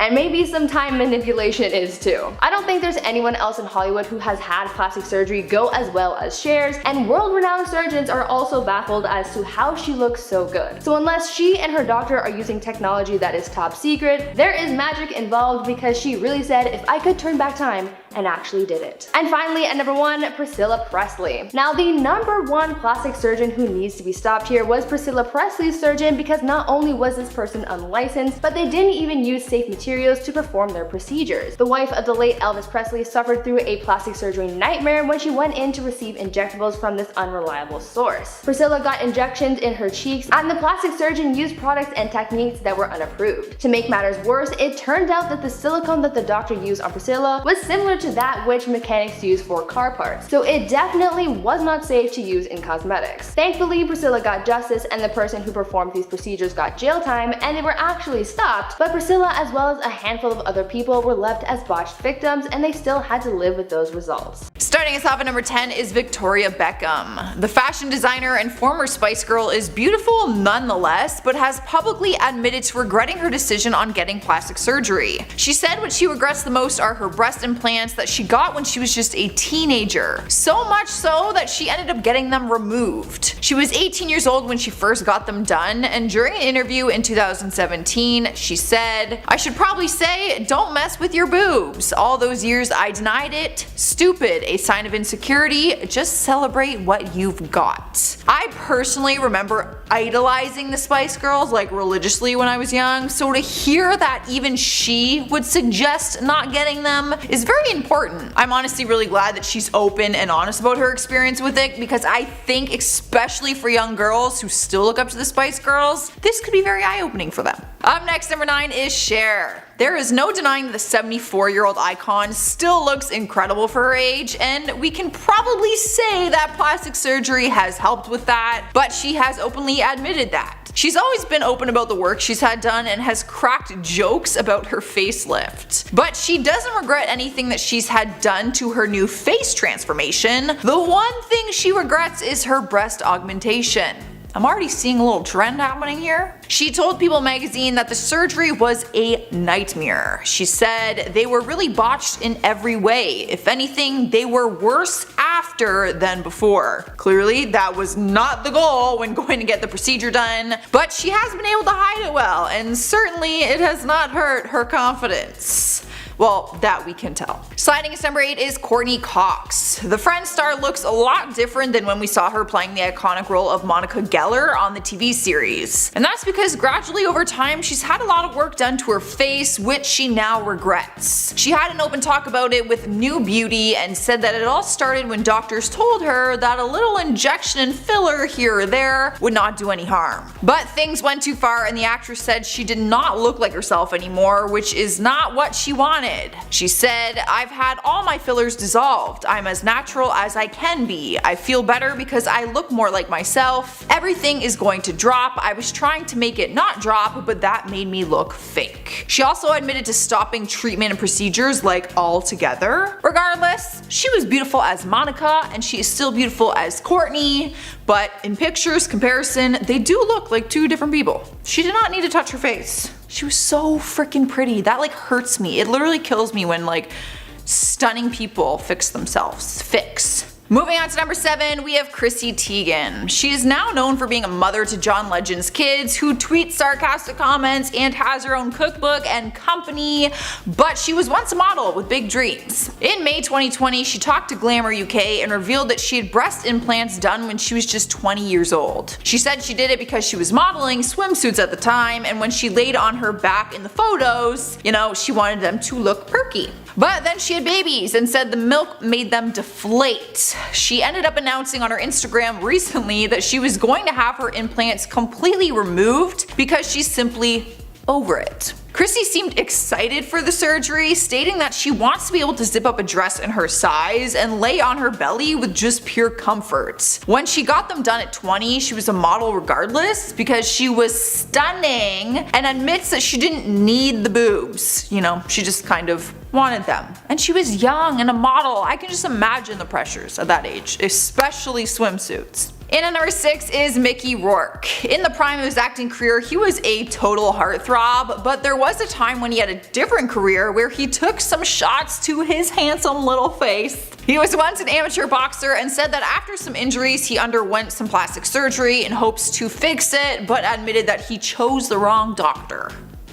Never a good thing. Back in 2017, when pictures of his new face surfaced online, people were in complete shock with how different he looked. He talked about his decision for plastic surgery and said, "Most of it was to mend the mess of my face because of boxing, but I went to the wrong guy to put my face back together." Some of the injuries he had was a broken nose twice and a smashed cheekbone. He said he doesn't regret the decision to get his face fixed, but he regrets the doctor he went to. Yeah. We have made it halfway through and we have Tara Reid. The American Pie hottie has been open and honest about her plastic surgery experience in hopes to help other women before choosing to get work done. She got breast implants in 2004, which caused issues for her body in other places. She said that her stomach started to ripple and caused her to have a hernia, leaving her with a huge bump next to her belly button. She regretted it so much that she said it was the stupidest thing she's ever done, and she actually had the procedure reversed just 2 years later. She also had to get liposculpting done on her stomach to fix what had happened. Even after getting her breast augmentation reversed, she said that she was left again with deformed breasts. Oh, it's always a risk, you guys. You know, there are a lot who do have success, but that's so scary. Cruising into number 4 is Jennifer Grey. The Dirty Dancing star has always had a very distinctive face and was known for her stunning looks. But when she decided to get rhinoplasty, it changed everything, and she said it was the worst decision she's ever made. She said the operation completely changed her face and it ruined her entire career. When speaking about it during an interview, she said, "I went in the operating room as a celebrity and came out anonymous. It was like being in a witness protection program or being invisible. I'll always be this once famous actress nobody recognizes because of my nose job." Now, I don't think she looks bad. Like, it's not like the surgery botched her face physically, but she does look like a completely different person. Like, when I saw pictures, I was like, literally different person. So I do understand what she means. And that one's really sad. In the 3rd spot on our list is Kourtney Kardashian. Plastic surgery is no surprise to the Kardashian sisters, but it might be surprising to know that Kourtney regrets some of it. In 2011, she was talking to Showbiz Spy and said that she wished she didn't get her breast implants when she was 22, or at all. She said, "I had my boobs done, but if I could go back, I wouldn't have done it. I was so cute before. I've realized that I was made to look a certain way and I'm considering removing them." Now, obviously this interview was years ago, and if you see her these days, she has not removed them, but her opinion still stands, and honestly, it's probably even more so now because she's a mother of 3. So, she's had to gone through the whole breastfeeding thing, the milk. She probably just sees the whole thing from a different perspective now. Rolling into number 2 is Joan Rivers. Going under the knife has never been a secret when it comes to this comedian. She's publicly talked about her procedures, which is a pretty decent list. Apparently, she's had a facelift, a nose job, a breast reduction, chin tucks, Botox, collagen, eye procedures, and lipo. She's actually happy to have the work done, but one thing she regrets is the lipo because it did not go as planned, which I think we know by now is a huge risk. She explained that she did not research the doctor enough before going, and the result of it just was not smooth. She also said if she could go back in time, she would have never done it. Maybe not with this doctor. I feel like she might have done it with another one since she has had all the other work done. Obviously, she's not opposed to it, but didn't go as planned. Earning the number 1 spot on our list is Heidi Montag. The Hill star takes the prize after having 10 surgeries done at one time and giving herself a total transformation, leaving her to look like a totally different person. She once wanted to look like Barbie with size H boobs for Heidi. Literally, those were her words. But now she's an advocate for girls and encourages people to accept themselves rather than getting work done. She said she completely regrets it and wishes that she could take it all back. During an interview, she said, "Surgery ruined my career and my personal life and just brought a lot of negativity into my world. I wish I could jump into a time machine and take it all back. I would never do it again and I never recommend it to anyone." She explained that at first, she only went in there wanting a few enhancements, but then it just got completely out of hand. And at number 10, Lilly Singh. Lilly Singh started off as a YouTuber who gained immense popularity for her skits. Her career seemed to be reaching new heights every year, and she was getting more recognition in traditional media. But things changed for the worse when she got her own late night show with NBC called A Little Late with Lilly Singh. At first, it was the most amazing opportunity that a YouTuber had ever received. And not only was she jumping into traditional media, she was also going to be the first bisexual woman of color to get a late night show. But once the show aired, it got terrible reviews. Even people that considered themselves fans of Lilly's YouTube videos were forced to admit that the show was not good. The show was renewed after its first season, but did not make it past the chopping block after the second season. Lilly is still working in traditional media, however she does not have the respect on YouTube or television that she had before her show debuted. And at number 9, Kathy Griffin. Kathy Griffin is one of the most controversial comedians ever because she doesn't shy away from touchy subjects like religion and politics. And it seems that her bad reputation has trickled over to some of her peers, and as a result, she's been banned from countless talk shows over the years. I think she might have broken a record from one of the most banned people ever. She's been blacklisted from The Tonight Show with Jay Leno, The View, Ellen, Today, and The Late Show with David Letterman. The story of why she was axed from Letterman is the most insane. While she was on the show doing a live interview, she decided to start undressing. She got so naked that the crowd, as well as those at home, saw her bra, stomach, and the fact that she wasn't wearing any underwear. And at number 8, Hugh Grant. Hugh Grant ruined his career in a number of ways. I think him cheating in public with a sex worker was probably the most famous, but his bad reputations on late night shows definitely did not help. Jon Stewart had such a bad interaction with the actor that he decided to ban Grant from his late night show back in 2009. Apparently Hugh was incredibly rude while he was on the show, cursing and complaining about pretty much everything. Hugh somewhat tried to set the record straight about things and admitted that he was in a terrible mood the day he was on set, tweeting quote, "Turns out my inner crab got the better of me with TV producer in 09. Unforgivable, Jay Stewart is correct to give me kicking." So I mean, at least he knows that he deserved it. And at number 7, Joan Rivers. Near the beginning of Joan's long and successful career, she frequently appeared on The Tonight Show with Johnny Carson. But when Joan got her own show with Fox, Carson was not happy with her, and their friendship sadly ended. At the time, she made history for being the first woman to ever host a late night show. But unfortunately, the show wasn't very good, and it ended shortly after it started. And when Joan tried to get back on Johnny Carson's show, he actually rejected her and banned her from ever coming back on his show. At the time, this was a huge blow to her budding career, with some thinking it was the beginning of the end. The ban even continued when the show changed hands and Jay Leno took over in 1992, but thankfully she managed to find work elsewhere, and the ban made a little difference on her work.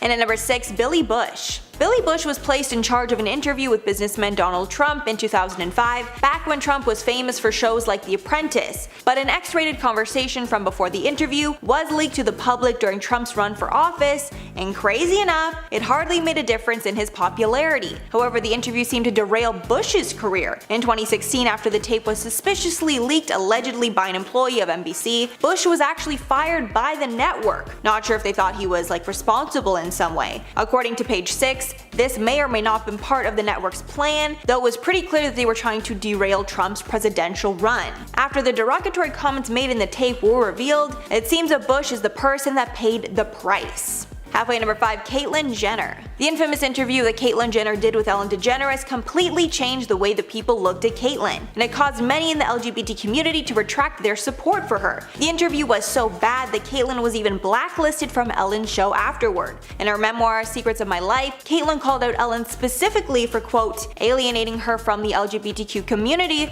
by not allowing Caitlyn to come on her show. However, it's clear that Caitlyn alienated herself. During the 2015 interview, Ellen asked about Caitlyn's stance on gay marriage. Caitlyn replied that she was originally not for gay marriage many years ago, adding quote, "If that word marriage is important to you, I can go with it." And from Caitlyn's tone, it didn't seem genuine to Ellen. Ellen even pointed out Caitlyn's blatant hypocrisy. And at number 4, Michael Richards. The legendary Seinfeld actor got serious backlash after he called a member of the audience the N-word because this person was heckling him during a stand-up routine. In 2006, Michaels tried to revitalize his image by apologizing for the comments on The Late Show with David Letterman. However, it seems the apology was not taken well because his career took a nosedive after the appearance. Since this incident, Richards has only appeared in 2 roles, one on Curb Your Enthusiasm and another on Comedians in Cars Getting Coffee. And at number 3, David Letterman. Recently, David Letterman has received a lot of flack for his past interviews, specifically for being inappropriate while interviewing his female guests. But there is another overlooked controversy involving Letterman that almost derailed his career. In 2009, Letterman got on television and told his unsuspecting viewers that he was being blackmailed. Apparently, this person knew that Letterman was having sexual relationships with his coworkers and wanted $2 million to keep the secret to himself. However, Letterman did not participate in the blackmail and decided to air his dirty laundry out to the public. After working with the police, they discovered the person was producer Joe Halderman. Many were shocked that Letterman was sleeping with members of his staff, which is incredibly unethical because of his position of power. He seemed to get off the hook pretty easily, but that behavior definitely would not have stood today. And at number 2, Alan Carr. This one's honestly hilarious, but it was a bit too cheeky for many people's taste. While Kim Kardashian was on Alan Carr's show, they were speaking about her butt and why everyone believes that it's fake. Kim even showed Alan the pictures of the x-ray she got on the show, proving that there are no implants in her butt. Kim then decided to get a little cheeky and let Alan Carr actually grab her butt so he could feel if it was real. The moment was very brief and they both took it like a champ, but out of context it looks really bad. After the grab, Carr told Kim, quote, "If I had a bum like yours, I would walk into a room backwards. How honored are you when people say you have the best bum in the world?" Kim blamed it on her Armenian genes, pointing out that all her sisters are curvy. And finally, number 1, Andy Dick. Comedian Andy Dick got incredibly inappropriate while on Jimmy Kimmel Live, and he was kicked off the show as a result. Dick was on the show the same time as Ivanka Trump, the famous daughter of Donald Trump. Throughout the interview, Andy got incredibly inappropriate with Ivanka, touching her leg out of nowhere multiple times. After Andy was getting too handsy, Kimmel decided to get his security to kick Andy off the show. And mind you, this was mid-interview, so the whole thing was caught on camera. The whole thing seemed to be kind of a joke, but it was clear that Andy went way too far. I'm sure many fans lost a lot of respect for him after that. At number 10 is Shaq's embarrassing trip to Walmart. The NBA Hall of Famer is one of the greatest basketball players of all time and is also hilarious, by the way. Honestly, I feel like his comedy is a little underrated, not gonna lie. Even though he's retired now, he still maintains his funny personality on social media and in live interviews. During one of his interviews in 2018 while he was on The Late Late Show, he shared the story about a time that he went to Walmart and his credit card got declined. The incident happened after he was traded from Miami to Phoenix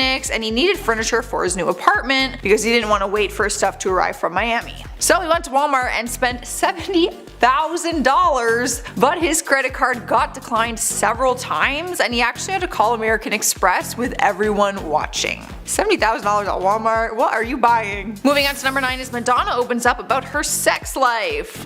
Leave it up to Ellen to add a game to her show that has her celebrity guests opening up about their personal business. She added this classic party game, Never Ever Have I Ever, and has them answer with an answer card that says they have, or if they flip it, it says they have never. Madonna was paired with Justin Bieber to play, and Ellen asked them, never ever have I ever had sex with more than 2 different people in one day. Justin and Ellen both held up the I have never card, but Madonna held up the I have. Unfortunately, we didn't get any more details about who her 2-for-1 hookups were, but we did learn that she is just a little more frisky than we thought. Cruising into our number 8 spot is the time that Diddy confessed the craziest place that he had sex. Ellen DeGeneres is back at it again with a fun game to get some gossip about her guests, and one of them is called Hot Seat. Her guests sit with her in 2 hot seats and they fire off questions that they have to answer, and then they quickly hit the buzzer when they are done.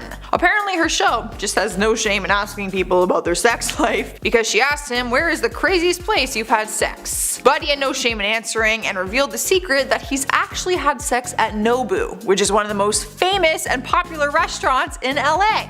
So next time you're eating at Nobu, just know that he had sex there. In spot number 7 is Kim Kardashian accidentally revealed the gender of her child. In the world of Hollywood, media outlets would fight to their death to find out a secret like this so that they could be the first to publish it. But Kim didn't give them the chance because she accidentally let it slip during an interview on Ellen. Her and her husband Kanye West revealed that they were going to have their 3rd child through a surrogate, but didn't want to reveal the gender. She screwed up though when she was telling a story about her daughter North wanting to keep all the new baby's toys in her room. She said that the day after the shower, North went up to her and said, "Mom, since baby sister's not here, I think I need all of her toys in my room and I'll play with them and make sure they're okay for baby sister." Ellen was quick to point out that she just told us it is a girl because she's having a baby sister. Oops. And number 6 is the time that Denise Richards talked about her lesbian fling. Most people are used to seeing her as Charlie Sheen's former wife and also the mother to his kids. But when she did an interview on the Howard Stern show, she revealed some spicy information about her life outside of Mr. Sheen. She admitted that she had hooked up with a female friend. She wouldn't reveal who it was, but said that she's also a well-known Hollywood star. She talked about it and said, "I just met her through friends and work and stuff. I was just curious. We were curious. She was a girly girl and she's beautiful. You would know who she is." Come on, Denise, we need more than that. Tell us who it is. I want to know. We are halfway through and we have Justin Timberlake admitted to a hookup. He was another victim of Ellen's game of Never Ever Have I Ever, and he played with the infamous boy band NSYNC. They were all asked, never ever have I ever slept with a Spice Girl. Justin was the only person to turn the card so that it said I have. The audience began cheering and of course they wanted to know which Spice Girl it was, but he refused to tell. We'll leave it up to fans to come to the conclusion though that it was Baby Spice. They started posting a video clip of an interview she did back in 2004 when she was asked if she had a one-nighter with Justin, because those were the rumors going on at the time. She responded with, "We hung out and partied a bit and he's very sweet. He spoke about this first because otherwise I would have not said a word. He's very sweet. So she didn't really confirm nor deny. At number 4, we have J-Lo snuck a man into her house. Now you're probably wondering why she would have to sneak a man into her house. Like, she is an adult and she's also J-Lo, so she can basically do whatever she wants and invite people into her house at any time. But there is one thing she has to consider, and that is her kids, which is ultimately her biggest priority. During an interview one time, she was asked about her love life and if she has ever had to sneak a man into her house, and she revealed that she totally has. Fans were hoping she might spill the tea and tell us who it was, but she kept that little detail to herself and admitted that she has totally snuck a man in at night while her kids were sleeping. Alright guys, we have made it to number 3, and it's a bit more serious. Melissa Joan Hart revealed on a talk show that she did drugs during her time as Sabrina the Teenage Witch. For a long time, she was the ultimate girl next door. Audiences fell in love with her instantly and she quickly became a teen star. But back in 2013, she got candid during an interview and dished details about her wild side. She said she had drug-fueled Hollywood nights and revealed shocking affairs with some of her co-stars at the time. She said, "I experimented with weed, ecstasy, and mushrooms for about a year and a half. One of her most shocking stories was from 1999, where she said she took ecstasy one night at the Playboy Mansion, made out with a girl on the limo ride home, and then showed up to her Maxim photo shoot still high from the night before." Honestly, I would have never suspected this from Sabrina the Teenage Witch. Kinda ruining my childhood a little bit, kinda weird to think about, but hey, I don't judge. Taking over the number 2 spot is Leslie Jones used to work for Scientology. The SNL star was on the Ellen DeGeneres show when she was asked what job she worked before she was famous. Surely, she could have said any of her other jobs, like McDonald's or Walmart or something. I'm sure we all had a part-time job. But instead, she was honest and admitted that she used to be a telemarketer for Scientology. She said, "I lived in Glendale. I needed to pay the rent and it was a very easy interview. I just acted crazy. They kinda still don't know I'm not a Scientologist." She cracked a joke to the camera and apologized to other Scientologists out there for revealing things. But she seemed to have no problem revealing the secret, despite all the controversy around the religion. In our number 1 spot is Holly Madison revealing dark secrets about Hugh Hefner. Many people would love to know all the juicy details of what really went on in the Playboy Mansion when Hugh Hefner was still with us. But thanks to his former girlfriend Holly Madison, we do. After being his number 1 girlfriend in the house and dating him for 6 years, she decided to write a tell-all book called Down the Rabbit Hole back in 2015. The book exposed their age difference in the relationship and just everything that came along with it. She then went on to do some talk shows where she talked about personal experiences in their sex life, saying they used to engage in group sex in his bedroom, and also admitted to the wild parties that they had at the house, claiming that some of the girls would actually be drugged at the party and then taken advantage of. Some of her claims were pretty serious, and her former playmate said that she was lying and actually did not defend her statements. So basically, it's if you believe her or not. At number 10, Piers Morgan. It is crazy to think that this person ruined their career because they didn't want to take someone's mental health seriously. TV presenter Piers Morgan had a lot to say after Meghan Markle and Prince Harry's bombshell interview. The insight that this royal couple shared in the interview were full of bombshell secrets and testimonies, and also included some serious allegations as they showed the public a new part of themselves, looking deeper into the lives of Meghan and Harry. One person who relentlessly picked the couple's interview apart was Piers Morgan, and his actions on his TV program ended his career in seconds and also led to him getting cancelled online. During the interview, Meghan Markle opened up about her mental health and how it was affected being part of the royal family, saying that there was once a point after she married into the family that she wanted to take her own life. Piers spoke about this on air of Good Morning Britain and said that he, quote, "didn't believe a word she said." After Piers made those harsh comments, he started to face massive backlash from all sides, as people said that his comments on Meghan's mental health were diminishing and disrespectful. The studio he worked for, as well as Piers himself, started receiving harsh comments, and so Piers actually decided to leave his position at Good Morning Britain. He has since refused to apologize, and no one really wants to work with him after all of this drama, so it could be that his career is finished. At number 9, Chris Harrison. Bachelor Nation was in fury when a scandal took over the recent Bachelor season. It all started when a contestant's questionable past came to light, and fans of the show started grabbing their pitchforks on Twitter demanding accountability. Now when Chris Harrison, the show's longtime host, tried to do some damage control, that's where things really got heated, and it did not end well for him. When asked about the scandal involving a Bachelor contestant in an interview, Chris went on to seemingly defend this contestant, where he said, quote, "We all need to have a little grace, a little understanding, a little compassion, because I've seen some stuff online. This judge, jury, executioner thing. I haven't heard Rachel speak on this yet. Until I actually hear this woman have a chance to speak, who am I to say any of this?" End quote. People found his comments to be offensive and insensitive, saying that he was too quick to defend this contestant's actions. Even though he sort of tried to justify his comments, making it so that he wasn't necessarily defending this contestant, the fans still came for blood and they got it. After everything was said and done, Chris ended up leaving the show, effectively ending his career after this one talk show interview. Now, before I carry on with the list, I would like to ask you guys to consider leaving a like on this video if you're enjoying it so far, and also maybe consider checking out my gaming channel, Viper Girl. I've got lots of fun stuff going on over there, and I upload daily, so come check it out and subscribe while you're there. At number 8, Sinead O'Connor. SNL is one of the most popular and successful variety/talk shows out there, and because it's so popular, things can often go wrong with so many people watching and so much on the line for people's careers.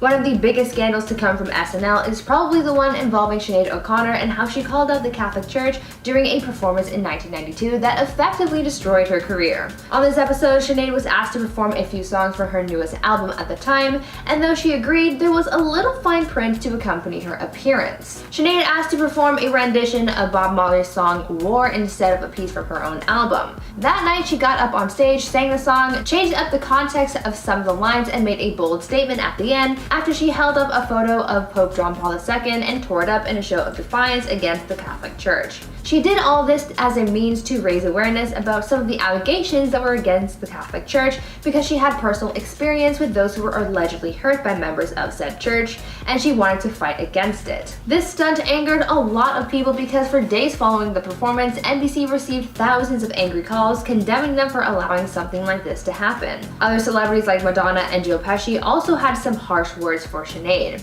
After that event, no one wanted to work with her ever again, and her career pretty much went down the tubes soon after. At number 7, Carmen. For people trying to make it big in Hollywood and in the music industry, the idea is to get yourself in front of as many people as possible to build up your reputation.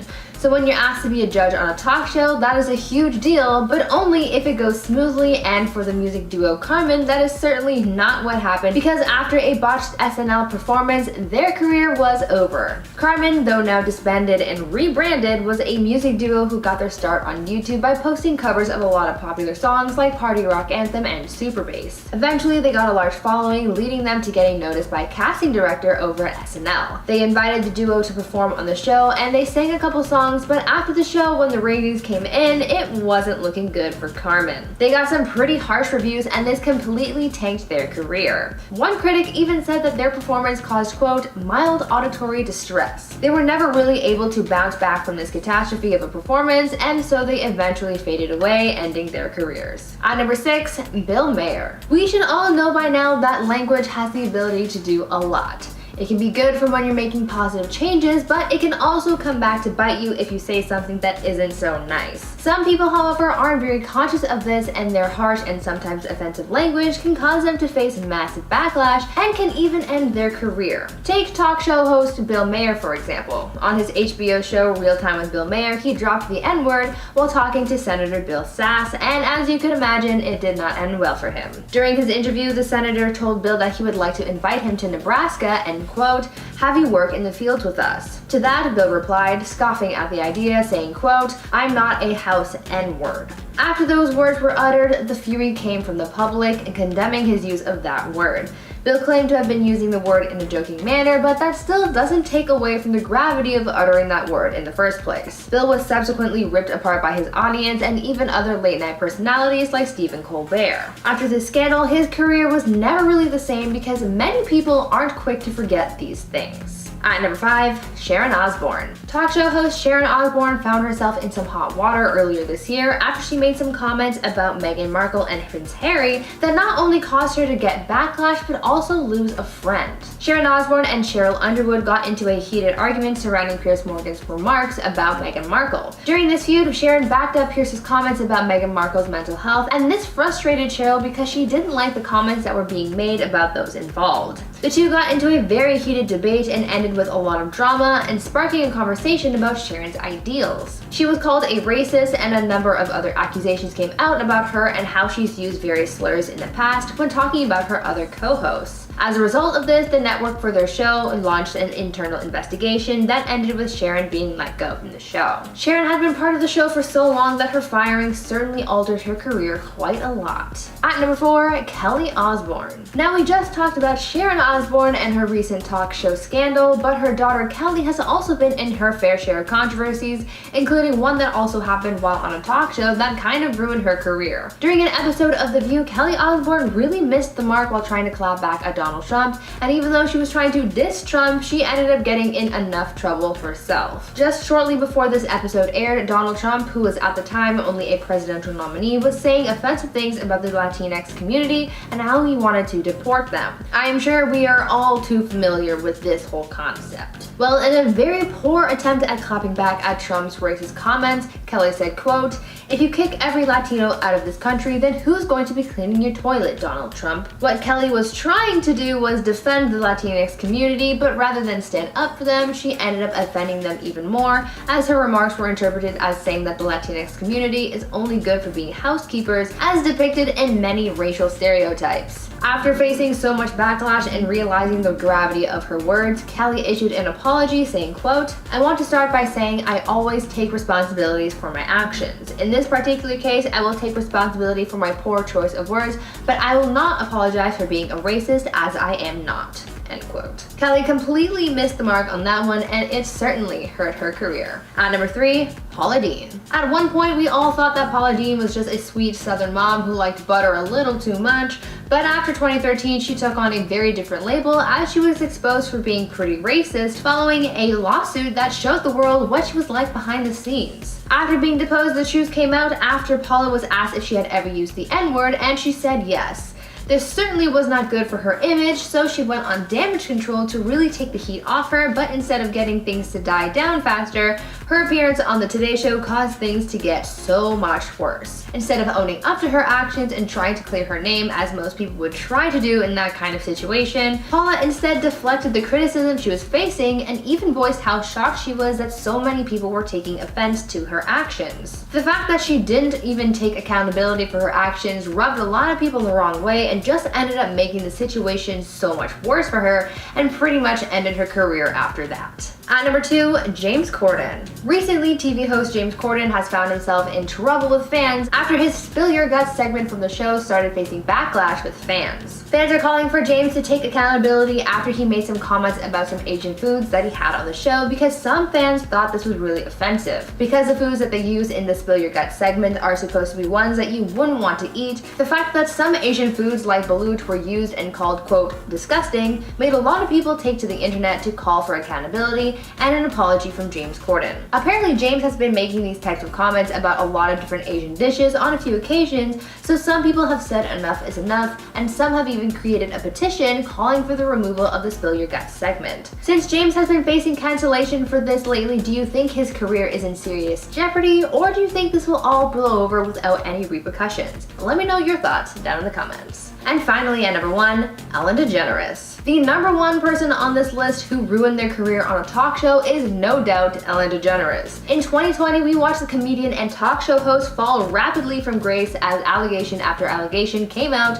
painting Ellen as a nightmare to work with, among other things. She faced so much backlash from things like the treatment of her staff to comments about lockdown and the Black Lives Matter movement. Because of the events of last year, she lost a lot of credibility and respect in the industry, and her show lost a lot of ratings and advertisers as well. She really lost everything and has recently announced that her show will be ending after this last season, making it seem like her career is well and truly over. In spot number 10 is the drama between Caitlyn Jenner and Ellen DeGeneres. It was back in 2015 when Caitlyn went on Ellen's show for an interview, and it ended with an ongoing feud between them.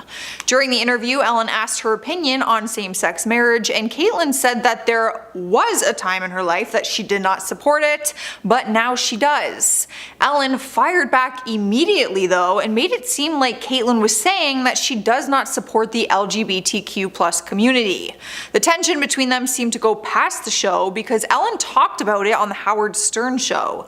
She told Howard that Caitlyn Caitlyn was unfairly passing judgment about gay people and same-sex marriage. Caitlyn later came out with her side of the story and said she was not happy that Ellen painted her in that light.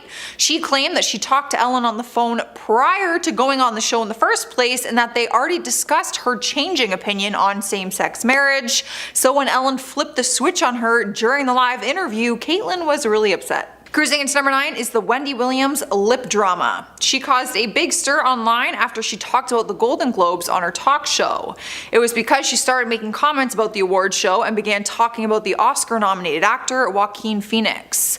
But while talking about him, she mocked the scar that he has above his lip. She said that when he shaves his mustache, he has a hairline fracture, and then she started demonstrating with her hand how his lip scar looks like a cleft lip. People were furious and said she was insensitive not only to the actor but also those who have cleft lips. Even Cher was furious and had a lot to say about it on Twitter.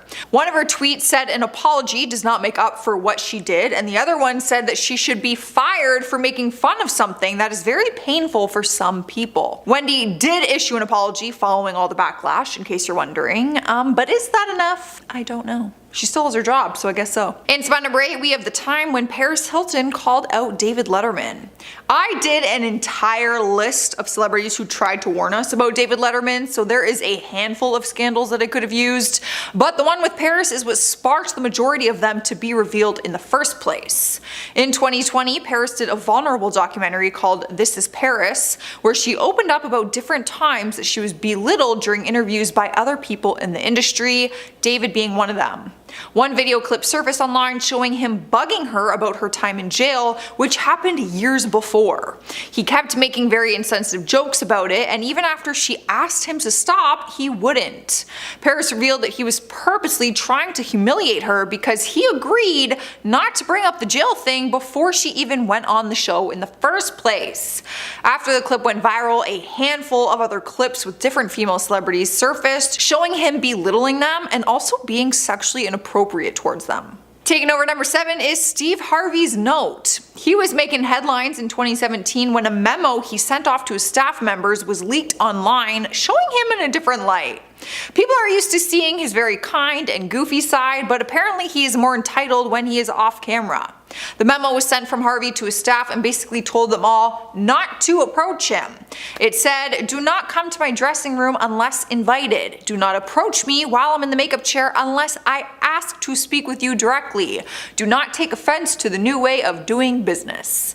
Turns out he was revamping things for season 5 of his show, and with a new crew, he wanted new rules. After the memo went viral, he decided to bail on the rap party for his own show. Probably because the staff all were terrified to even look at him. What do you guys think? Does he have a right to say that in a staff memo? Like, do you think it was too much? Do you think it's valid? Let me know. At number 6, we have James Corden facing backlash for allegedly being racist. This scandal caused a huge debate because some people felt he should be cancelled while others saw no issue with what he was doing. I will let you be your own judge. If you haven't seen his show, he does a segment called Spill Your Guts or Fill Your Guts. He fills the table with disgusting foods like cow tongue, different bugs, 1,000-year-old eggs, sardine smoothies, things like that. If his celebrity guest does not want to answer the question, they have to eat whatever is in front of them.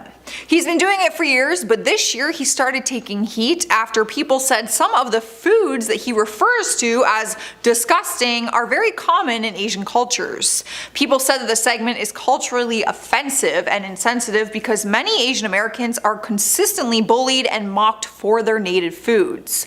James was quick to apologize though and be very understanding, saying that he will not do the segment and he will make appropriate changes to his show. We've made it halfway and we have Megyn Kelly vs. Jane Fonda. In September 2017, what started out as a normal interview led to some ongoing tension between these two ladies. They were having a normal interview which seemed to be going well until Megyn started asking Jane about aging and plastic surgery. It seemed to strike a nerve with her because she became irritated immediately and did not want to talk about it. She fired back at her saying, "We really want to talk about that now?" Then she changed the subject and began talking about her movie, Our Souls at Night. The interview just wasn't the same after that. You could feel like some awkward tension between them. Jane later joked about it months later on the Today Show, and Meghan replied by saying the actress is fixated on the exchange and said it was part of Jane's poor me routine. Things just seemed to get even worse from there. Just went on a spiral and a rant, and it's just not good. Rolling into spot number 4, we have Sharon Osbourne gets fired. Well, she was forced to step away, so you could say she kind of quit. Things turned sour quick when she went on the show and defended Piers Morgan, who gave his opinion about Meghan Markle's big interview regarding the royal family. His opinion was that he didn't believe Meghan's very serious claims. Sharon defended him, saying that he has a right to speak about his views and opinion, but that just caused issues for her because it came off like she was kind of agreeing with him. She tried to defend herself, but it ended up turning into a very heated argument between her and one of her other show hosts. The show had to cut to commercial and bleep out a bunch of F-bombs because the fight got so intense. The show was on a hiatus before it was announced that they would be moving forward without her. The show's statement said that her behavior towards her co-hosts did not align with their values for a respectful workplace. With that being said, at number 3 is Piers Morgan gets fired. You already heard the gist of what happened, but there was a lot of drama that led to him quitting the show, but media outlets say he was forced to step away. I feel like that's a nice way of saying, you're fired, I'm gonna give you opportunity to quit, if not, you're fired. He has been adored on the talk show Good Morning Britain, but then ITV announced they were getting a lot of complaints about Piers and they had to investigate them. Turns out the show received 41,000 complaints after Piers said he did not believe a word that Meghan Markle said in her Oprah Winfrey interview about the royal family. If you missed that very shocking interview, Meghan revealed how her mental health was negatively affected by the royal family and brought up certain incidents which were extremely racist and insensitive. Piers was open about the fact that he personally did not believe her claims. He ended up walking away from the show, which seemed to be a mutual agreement with the network either way, because they could not defend or protect his comments. Moving on to number 2, we have Jimmy Kimmel's insensitive comment. During one of his episodes in 2013, he offended the Chinese community around the world after making an insensitive joke. During one of his segments, a child suggested that harming everyone in China as a solution to dealing with America's growing debt. Jimmy responded to it by saying, "That's an interesting idea." The statement enraged a lot of people, even if it was meant to be a joke or sarcasm, and people online were demanding an apology from him. Eventually, Jimmy released a statement saying, "I thought it was obvious that I didn't agree with that statement, but apparently it wasn't. So I just want to say I am sorry, I apologize, it was certainly not my intent to upset anyone." I feel like he just chose to use sarcasm at a very bad time. Like, sarcasm either hits or it misses. Earning the number 1 spot is the feud between Dakota Johnson and Ellen DeGeneres. This has gone down as one of the most iconic and cringeworthy moments in talk show history. In 2019, a feud sparked between the two of them after Dakota went on her show to do an interview. At the time, they had already had this ongoing debate on whether or not Ellen had been invited to her birthday party. In 2018, Dakota admitted she did not invite Ellen because she didn't know if she would want to be invited, so in 2019 she did invite her. But Ellen did not show up to the party and also did not give any explanation why.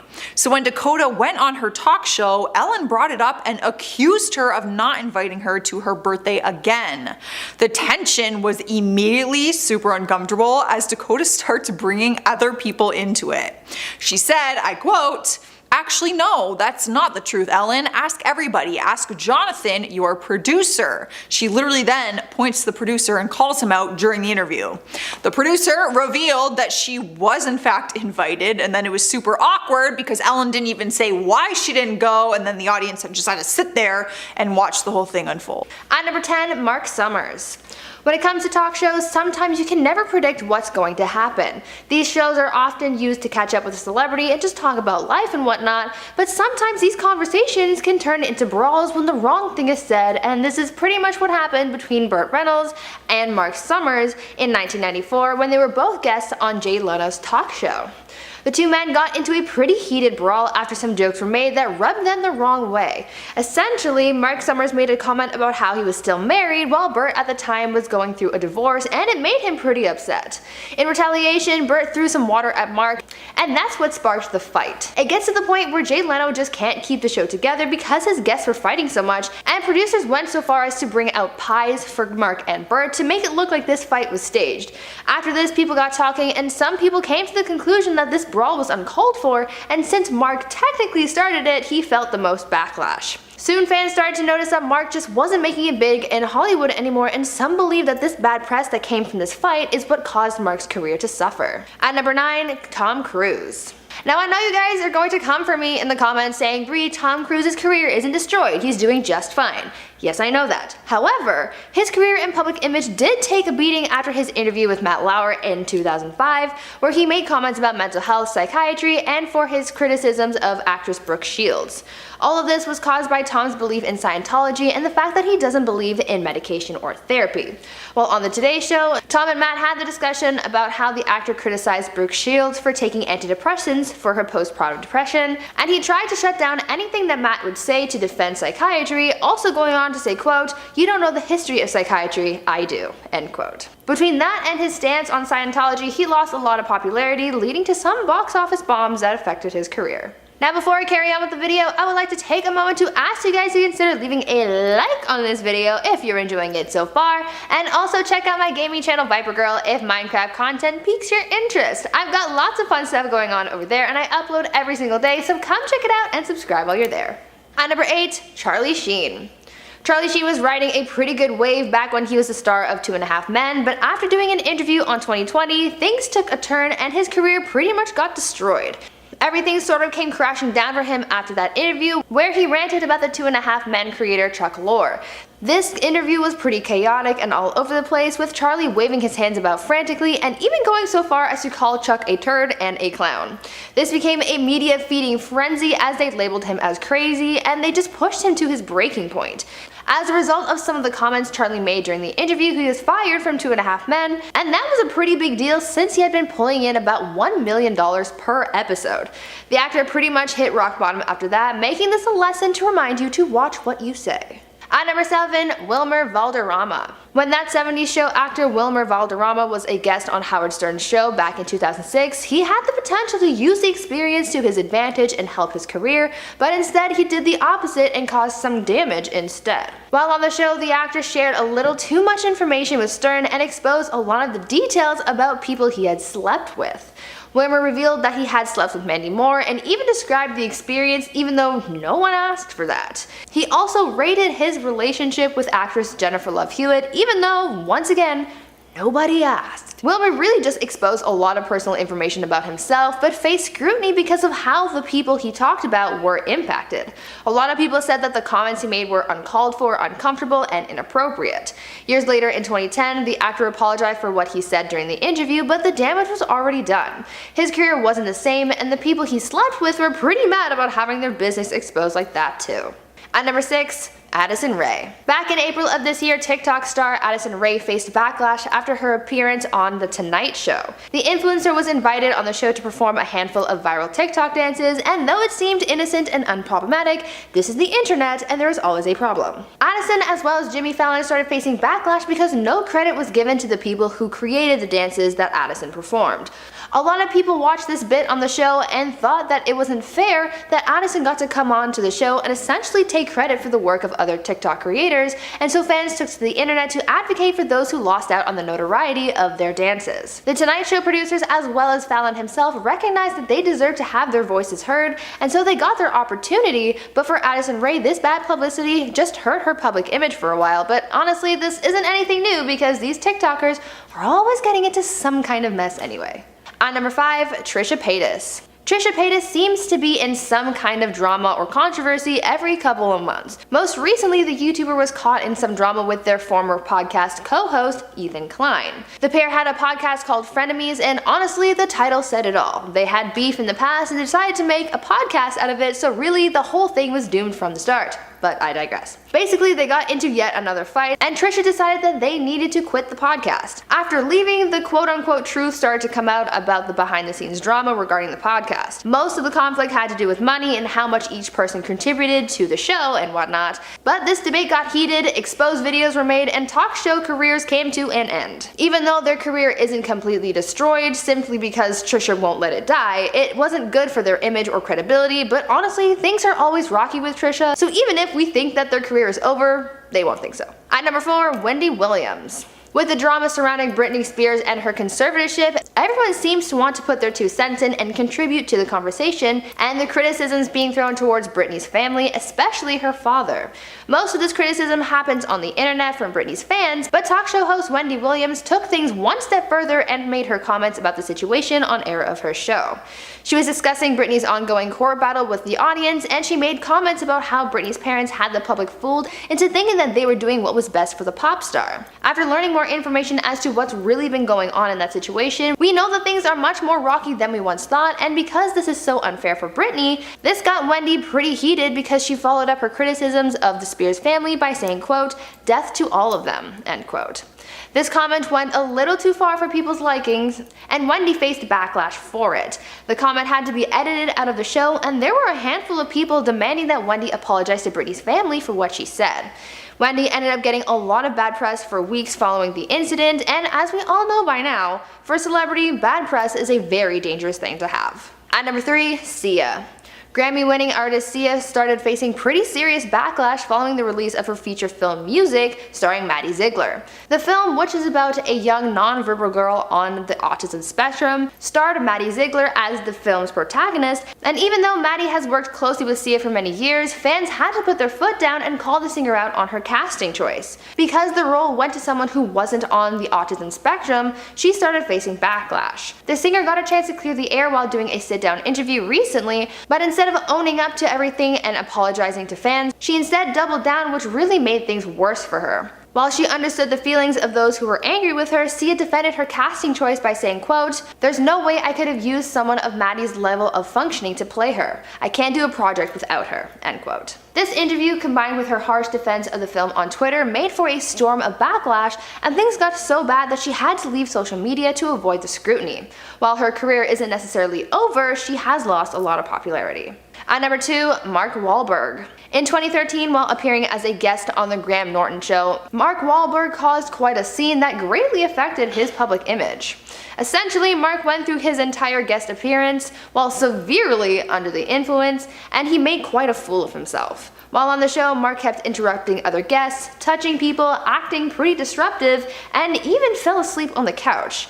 It became one interview that Graham wanted to forget because of how awkward and uncomfortable the entire experience was.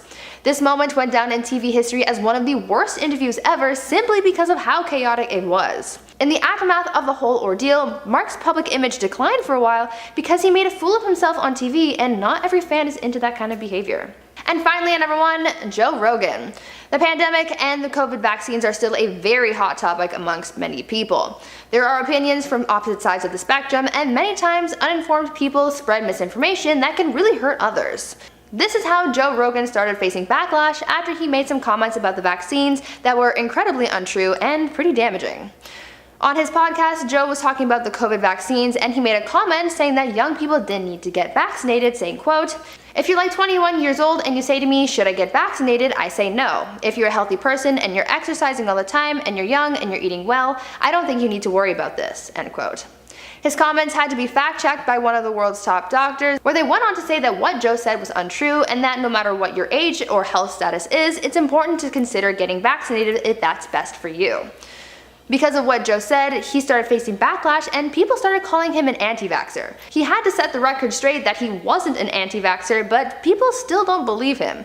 In this day and age, your views on the pandemic and everything that comes with it can make or break you, so this backlash surely wasn't good for Joe. At number 10, Charles Rocket. Between 1980 and 1981, SNL seemed to be on its last legs. This all came about after there were some changes in staff, and Gene Dumanian was promoted to executive producer of SNL after Lorne Michaels decided to take a break from the show. Because of this seemingly controversial change, much of the original cast of the show left, leaving Gene to rehire a brand new cast. cast. This gave people new opportunities, but also made others lose everything that they worked for. Comedian Charles Rocket was one cast member who had their career destroyed on the show after he dropped an F-bomb during a skit. The comedian was closing out the show when he spoke some adult language, and since that is a huge no-no, it got him reprimanded and caused him as well as a handful of others to get fired. So not only did he destroy his career, but other members of the cast seemingly met that same fate. At number 9, Jimmy Fallon. Last year, people were canceling celebrities left, right, and center for a bunch of different things. We had Ellen and her backstage drama, we had Lea Michele and her Hollywood mean streak, and we also had Jimmy Fallon because after a clip of the late night host in blackface resurfaced on the internet, the fiery hordes of Twitter came looking for vengeance. The clip in question came from a bit that Jimmy was doing as an impersonation of Chris Rock back in 2000. Because this all came about during the rise of the Black Lives Matter movement last summer, people were extra mad at Jimmy and some thought that his career was over after this. But much like many other scandals online, this all blew over after Jimmy issued an apology and took accountability for his actions. Do you guys remember this scandal, and do you think that his career should have been over after this? Let me know your thoughts down below. Now before I carry on with the list, I would like to ask you guys to consider leaving a like on this video if you're enjoying it so far, and if you're interested in gaming content, consider checking out my gaming channel Viper Girl. There's lots of fun content for you guys to enjoy over there, so check it out and subscribe while you're there. At number 8, Jenny Slate. Imagine the worst first day you've ever had. Now after I tell you about Jenny Slate's first day on SNL, I want you to see if your first day is as bad as hers, because Jenny's first day ended her career before it really got a chance to start. Though she's successful now, her career had been delayed for a bit after she goofed up on SNL on her first night as a cast member. Back in 2009, Jenny got the chance to perform one of the sketches that she wrote called Biker Chit Chat. She knew the bit like the back of her hand, or at least she thought she did, because when she went to say one of her lines, she made it a little more adult by accidentally switching up one of the words and dropping an F-bomb in its place. We all know that on network television, and especially on shows like this, having adult dialogue is a serious no-no, and so when Jenny dropped that big ol' F, it was not good for her at all. After that night, Jenny struggled to fit the show's vibe, at least that's what she claimed to say. The F-bomb combined with some other behind-the-scenes stuff caused her to get fired from one of the most famous shows on TV, and that definitely held her back in comedy for a little bit, but clearly not forever. At number 7, David Letterman. When celebrities get exposed for some type of scandal, it's a big deal, and it can be career-altering, so when David Letterman exposed his own cheating scandal on his late-night talk show, things were serious, and some didn't know if he would ever bounce back from this bombshell. In October 2009 on his late-night talk show, David Letterman exposed his affair and revealed to the public that he had been intimately involved with someone from the studio. He also revealed that the reason why he was publicly addressing his affair was because someone was threatening to blackmail him for $2 million. He then told his audience about the mysterious package he found in his car one day and how his blackmailer had demanded to be paid off in order to keep this information from the public and from his wife. Rather than pay up, he owned up to his actions, but this was still a big deal because it was revealed that his mistress actually worked for him. Because this was a huge story, some wondered what it meant for the future of Letterman's show and career, but after some scrutiny, he was able to stay afloat for a little longer. It didn't destroy him, but it almost did. At number 6, Gene Simmons. I think we can all agree that Gene Simmons is somewhat of an outlandish guy. He's a guy with a lot of energy and no filter, so when it comes to sitting down with him live, you never know what he might say, but you can only hope that it won't be too offensive. At one point, the singer was a Fox favorite, making regular appearances on their programming where they would discuss hot topics in the world and would share their opinions on things. They liked the guy and liked having him on their talk show, but after causing a stir during a meeting at Fox and making crude comments towards some of the other staff members, Gene got banned for life, and it was a hot topic of its own. Some of the things that Gene said to some of the women at the network got leaked, and it's not nice at all. In this day and age, making comments like that is sure to get you in some serious trouble, and for a celebrity, that is never good because that can cost you your entire career. At number 5, Adrien Brody. Adrien Brody is a super successful actor, but after a scandal while hosting Saturday Night Live in 2003, there could have been a chance that his career would have been well and truly over. Back then, cancel culture wasn't yet a thing, but if it was, Adrien would have had his own over-party trending on Twitter. When hosting SNL, the person tasked with being the host that evening is responsible for introducing the musical guest for that evening. On the night that Adrien was hosting, the musical guest happened to be Sean Paul, and Adrien saw this as a perfect opportunity to introduce Sean in an interesting way, to say the least. When it came down to introducing Sean's performance, Adrien came out dressed in fake dreadlocks and sporting a Jamaican accent. His bit was called out and was seen as very offensive and uncalled for as he went off script to do this bit, which no one found funny in the slightest. Because Because this was such an epic and controversial fail, the actor was subsequently banned from coming back on the show. He faced a lot of backlash for his image for a while, but clearly he's bounced back since then. At number 4, Ashlee Simpson. This was the moment that caused Ashlee Simpson's career to crumble, and things haven't been the same since. I'm sure you all know the story about how Ashlee was caught lip-syncing during her SNL performance and how embarrassing it was. This was a defining moment for Ashlee because she was supposed to be getting her name out there to gain more notoriety and to grow her music career, but after this slip up on the show, Ashlee's name has been associated more with SNL fails than with the music industry, which is pretty unfair since she still brushed herself off after that incident and continued forward. Yes, this appearance pretty much destroyed her career, but she didn't let that stop her, which is good. At number 3, Chris Brown. Chris Brown seems to have gone on a journey to turn his life around after the incident that happened between him and Rihanna in 2009. After that moment, the public saw him very differently, and the singer was left picking up the pieces of his broken career. Things were rough for him in the years following the incident because the media labeled him as hot-headed, and this wasn't a good look for him, especially when he acted on said hot-headedness. In 2011, 2 years after the Rihanna incident, Chris Brown was a guest on Good Morning America and sat down with Robin Roberts for an interview to discuss his new album and to perform a song from said album. The interview and performance went sort of according to plan, but during his time on camera you could see Chris getting angry after Robin kept asking about his altercation with Rihanna. Chris kept trying to get her back on the topic of the album, but it didn't really work and he got really upset. As soon as the interview and performance were over, Chris stormed off the stage, took his shirt off, and threw a chair at a window, causing it to shatter and rain glass onto the street below. This interview made Chris look even worse in the eyes of the public, and it continued to affect his career negatively. At number 2, T.I. Back in November of 2019, rapper T.I. was a guest on a talk show podcast called Ladies Like Us Podcast. Here the rapper opened up about his daughter, his relationship to her, and how he monitors his daughter's virginity. Yes, you heard that right. The rapper opened up about how he takes his daughter to a yearly gyno appointment to, quote, make sure her hymen is still intact, end quote. A woman's hymen is commonly associated with her virginity, even though there are many other ways it can be broken other than sex, but clearly T.I. didn't know that, and after telling a large audience about how he's so concerned about his daughter's purity, he faced a lot of backlash and was cancelled for a bit. Going more in depth into how these appointments go down, the rapper told the podcast audience that he had to fight the doctor to get his daughter's results because it was private information, but even after all of that drama wanting to make sure that things were to his standard, T.I. later went on to comment on people who haven't been intimate, saying, quote, who wants a virgin? Like really, all that work. And finally at number 1, Kathie Lee Gifford. Sometimes when celebrities are being interviewed, their words can become a topic of debate and they can even get cancelled for it. But here's a case where the person interviewing came under fire and it seriously affected their career and how people viewed them. Kathie Lee Gifford, best known for her time on Live with Regis and Kathie Lee, faced a lot of backlash after her Today Show interview with Martin Short caused quite a stir. Back in 2012, Martin sat down for an interview with Kathie to discuss his role in the film Madagascar 3, and during the interview, Kathie kept asking Martin about his wife. What she didn't realize at the time was the fact that his wife Nancy had actually passed away 2 years earlier after a battle with ovarian cancer. The interview was super cringe because you could tell that with every question about his wife, Kathie struck a nerve, but she did learn about her mistakes afterwards as Martin informed her of his wife's passing backstage. Kathie's comments were seen as insensitive by a lot of people, and even though she says it was an honest mistake, we already know that the public and cancel culture don't really care about that. At number 10, Vivica A. Fox. You know, you don't always have to like everybody. It's okay not to be the biggest fan of someone, but for the sake of appearances, it might be a good idea to at least pretend like this person doesn't bother you. This could be extra good advice for celebrities as well.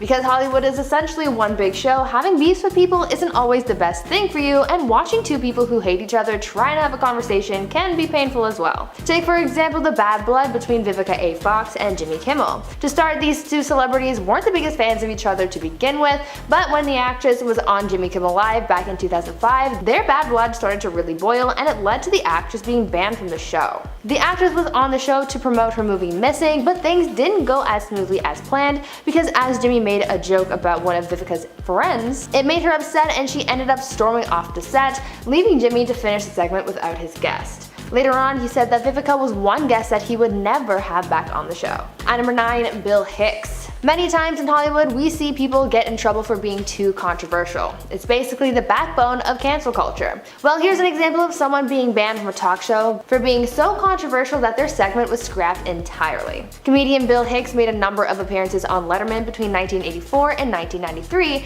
but his 12th appearance on the show was scrapped after it was deemed too controversial to be aired. After that, a ban was issued. According to the comedian, Letterman as well as the audience didn't seem to have many issues with his set, but it was the show's executives who had the whole thing scrapped. This statement has been debated by some because a lot of people still took offense to some of the topics the comedian was discussing. Unfortunately, the comedian never got a chance to redeem himself on the show as he passed away a short time later. Now, before I carry on telling you guys about celebrities who've been banned from late night shows, I would first like to take a moment to ask you guys to leave a like on this video if you're enjoying it so far, and maybe consider subscribing to the channel if you want to see more of our videos. At number 8, Madonna. It seems as though there's a good chunk of people who really don't like Madonna. There could be 1.5 million reasons why she and others do not always get along, but the bottom line here is that not everyone wants to be friends with the singer, especially Piers Morgan. There seemed to be some kind of one-sided beef with the singer that frankly I don't think she cares about too much, but Piers on the other hand had a lot to say about her. Morgan said that Madonna was banned from his program because she is, quote, boring and annoying. He also went on to say, quote, Madonna and I, we've never really seen eye to eye. There was a bread roll throwing incident in London in the mid-90s. There was an incident at a hotel in the south of France at the Cannes Film Festival involving a photographer and a bodyguard. There's been an incident involving a pub owned by her recently departed husband Guy Ritchie, where my brother was the manager, end quote. If you thought he was done with his commentary on the singer, you thought wrong. Piers also said that Madonna was too vegan for TV. Whatever that means. Either way, Madonna never responded to all of Piers's comments about her, so again, I think she remained pretty unfazed by the ban that he had put in place, but clearly the TV host had some pent-up aggression there. At number 7, Joan Rivers. Apparently, late-night TV host Johnny Carson and Joan Rivers had so much beef that he not only banned the comedian from his show, but he also refused to speak to her for the rest of his life. When Carson became the host of The Tonight Show in 1962, Joan was starting to rise to fame for her comedy. She and Carson became a pretty dynamic duo as she appeared in his late night show almost 100 times. She was hired as a writer and even became a guest host when Carson was away, but in the mid-80s that's when things started to turn bad as Joan was upset that NBC never offered her a long-term contract. When talks of Carson's retirement began, there was a list of potential candidates of who would replace him, and to her astonishment, Joan wasn't on that list. The silver lining there was that Fox later contacted her about having her own late night show, and she jumped at the opportunity. This made Johnny really mad because he felt like he was almost being blindsided by the whole thing. This caused them to have a pretty big falling out, which led to Joan being banned from her former friend's show. When speaking out about the drama between them, Joan went on to say, quote,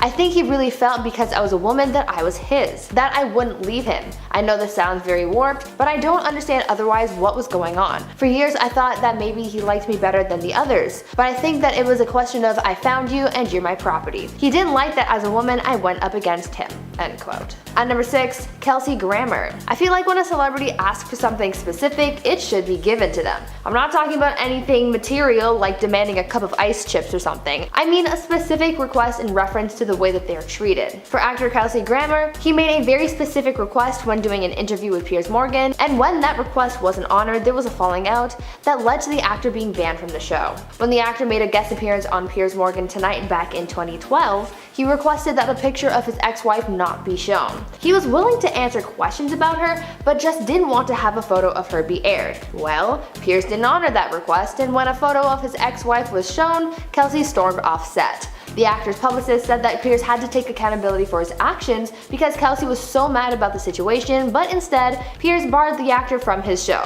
That doesn't really seem like the right thing to do in that kind of situation, but okay. At number 5, Jackie Mason. I'm sure we are all aware of how sensitive TV networks are about what kinds of things get aired. Saying some kind of adult word can cause some serious consequences, but what about hand gestures? Well, it turns out that those are also against the rules, and someone had their whole career ended because of it. Comedian Jackie Mason had been working on The Ed Sullivan Show for a bit back in the day, and it made him pretty successful. He was given a contract for 6 appearances, which was set to earn him around $45,000, which is more like $350,000 $40,000 in today's money, since this all happened back in the mid-60s. Either way, it was a very well-paying job for only having to do 6 appearances. Anyway, his entire contract was essentially ripped up after he got into some trouble for flipping the bird on stage. Jackie was playing off one of the stage managers who was making gestures with his fingers to indicate how much time he had left, but he went a little too far. As part of his little joke, he pointed his finger around the room saying, quote, "Here's a finger for you, and a finger for you, and a finger for you." End quote. This kind of behavior was not allowed, and so he was booted off the show and subsequently banned. At number 4, Artie Lang. When you're a guest on someone's show, the expectation for celebrities is that they stay alert, engaging, and on their best behavior. For comedian Artie Lang, it seems as though he didn't follow through with that unwritten rule and he got banned because of it. Lang had been struggling with substance abuse, and though he had appeared on Conan O'Brien's show a number of times, he ended up getting banned because the producer thought that he was under the influence of some kind of substance on his last appearance, so they told him that he wouldn't be welcome back on the show until he was clean and could prove it. The studio didn't want to risk anything if Artie kept coming back while he was still using, and so they did it for his own good as well as to save their own image as well.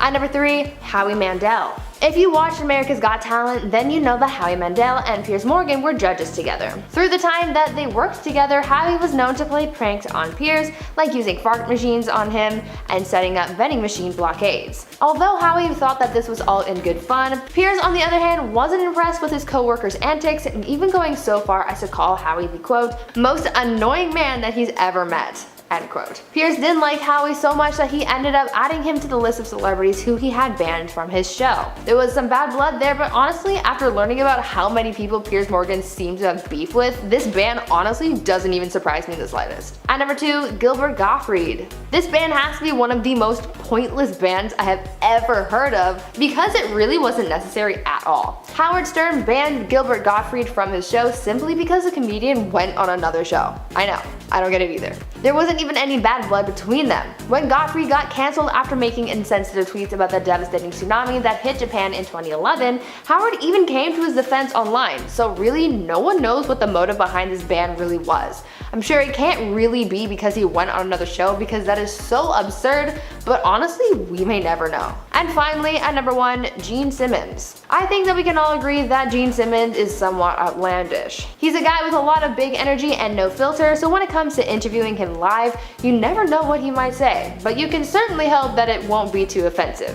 At one point, the singer was a Fox favorite, making regular appearances on their programming where they would discuss hot topics in the world and would share their opinions on things. They liked the guy and they liked having him on their talk show, but after causing a stir during a meeting at Fox and making some crude comments towards some of the other staff members, Gene got banned for life, and it was a hot topic of its own. Some of the things that Gene said to some of the women at the network got leaked, and it's not something that you would want to have said to you, let's just put it that way. After all that went down, the singer was not welcome back on their programming, and honestly, I can't say I blame them. Starting us off at number 10 is Steven Seagal. If you thought he was the type of guy who wouldn't share his negative opinions about a topic, then you thought wrong. He likes to express these emotions through humor, but one time his jokes did not win him laughs. They actually got him banned from Saturday Night Live. Back in 1991, he hosted the show and received some pretty harsh ratings for his appearance. His jokes rubbed people the wrong way, but apparently there was also reports that he was just difficult to work with. Some crew members said they disliked working with him and that he was the worst host to ever appear on the show. So the actor and martial arts guru got banned from the show altogether. Moving on to number 9, we got Vince Vaughn. Many people would say that he's a great actor, but rumor has it there are less charming things about him when he is not on our screens. Everyone is allowed their own opinion, and apparently the actor made it clear that he doesn't really approve of gay marriage and same-gender relationships in general. And he revealed some of these comments while doing an interview on the Ellen DeGeneres show. As you know, Ellen is happily married to another woman and is a huge influence in the LGBTQ community. Now, there's been no confirmation from the source herself, but reports were made saying that after the interview, he was banned from returning to her show for a few years. Climbing into our number 8 spot is Gary Busey. He's a man full of talent, but his erratic behavior does not always sit well with others ever since his tragic motorcycle accident that ended with severe brain damage back in 1988. Throughout different interviews, he's shown fans that he has multiple personalities, which some people might get a kick out of, but Howard Stern is not one of those people. Gary got banned from the Howard Stern show after one of his interviews where he displayed this wild and bizarre behavior. He picked up Howard's co-host in this weird bear hug stunt, and he also wrestled Howard himself to the floor. Like in the middle of the interview. Just like put him on the floor. Howard has said he felt some guilt banning him from returning to his show, but admits that he just simply cannot handle it. And at number 7 is Chris Brown. The singer flew into a rage on the set of Good Morning America, so it's not all that surprising that they wouldn't want him back on their show. It was back in 2011 when the singer didn't like the question they asked him, so he decided to walk out during the middle of the on-air interview. But he didn't just walk out gracefully, he left the interview, went backstage, ripped off his shirt like the Hulk, and smashed a studio window. Tell me it's not a coincidence that all of this anger came from a question about his felony assault case against his ex-girlfriend Rihanna. I mean, dude, you're really not helping your case here by trying to show the world that you can control your anger. No offense. Cruising into number 6 is Heather Mills. This one runs a lot deeper than just having bad behavior or a bad first impression. She was banned from the Piers Morgan show because she cheated on her husband. You're probably wondering why he would care about her love life so much. Well, her husband is actually his best friend. So you can imagine that would put him in an uncomfortable situation with having her on the show for interviews. So reports say after she cheated on his best friend, he banned her from being a guest on his show. Apparently, he's made some comments about the situation and said that she's just another, I quote, gold digger chasing wealthy gentlemen.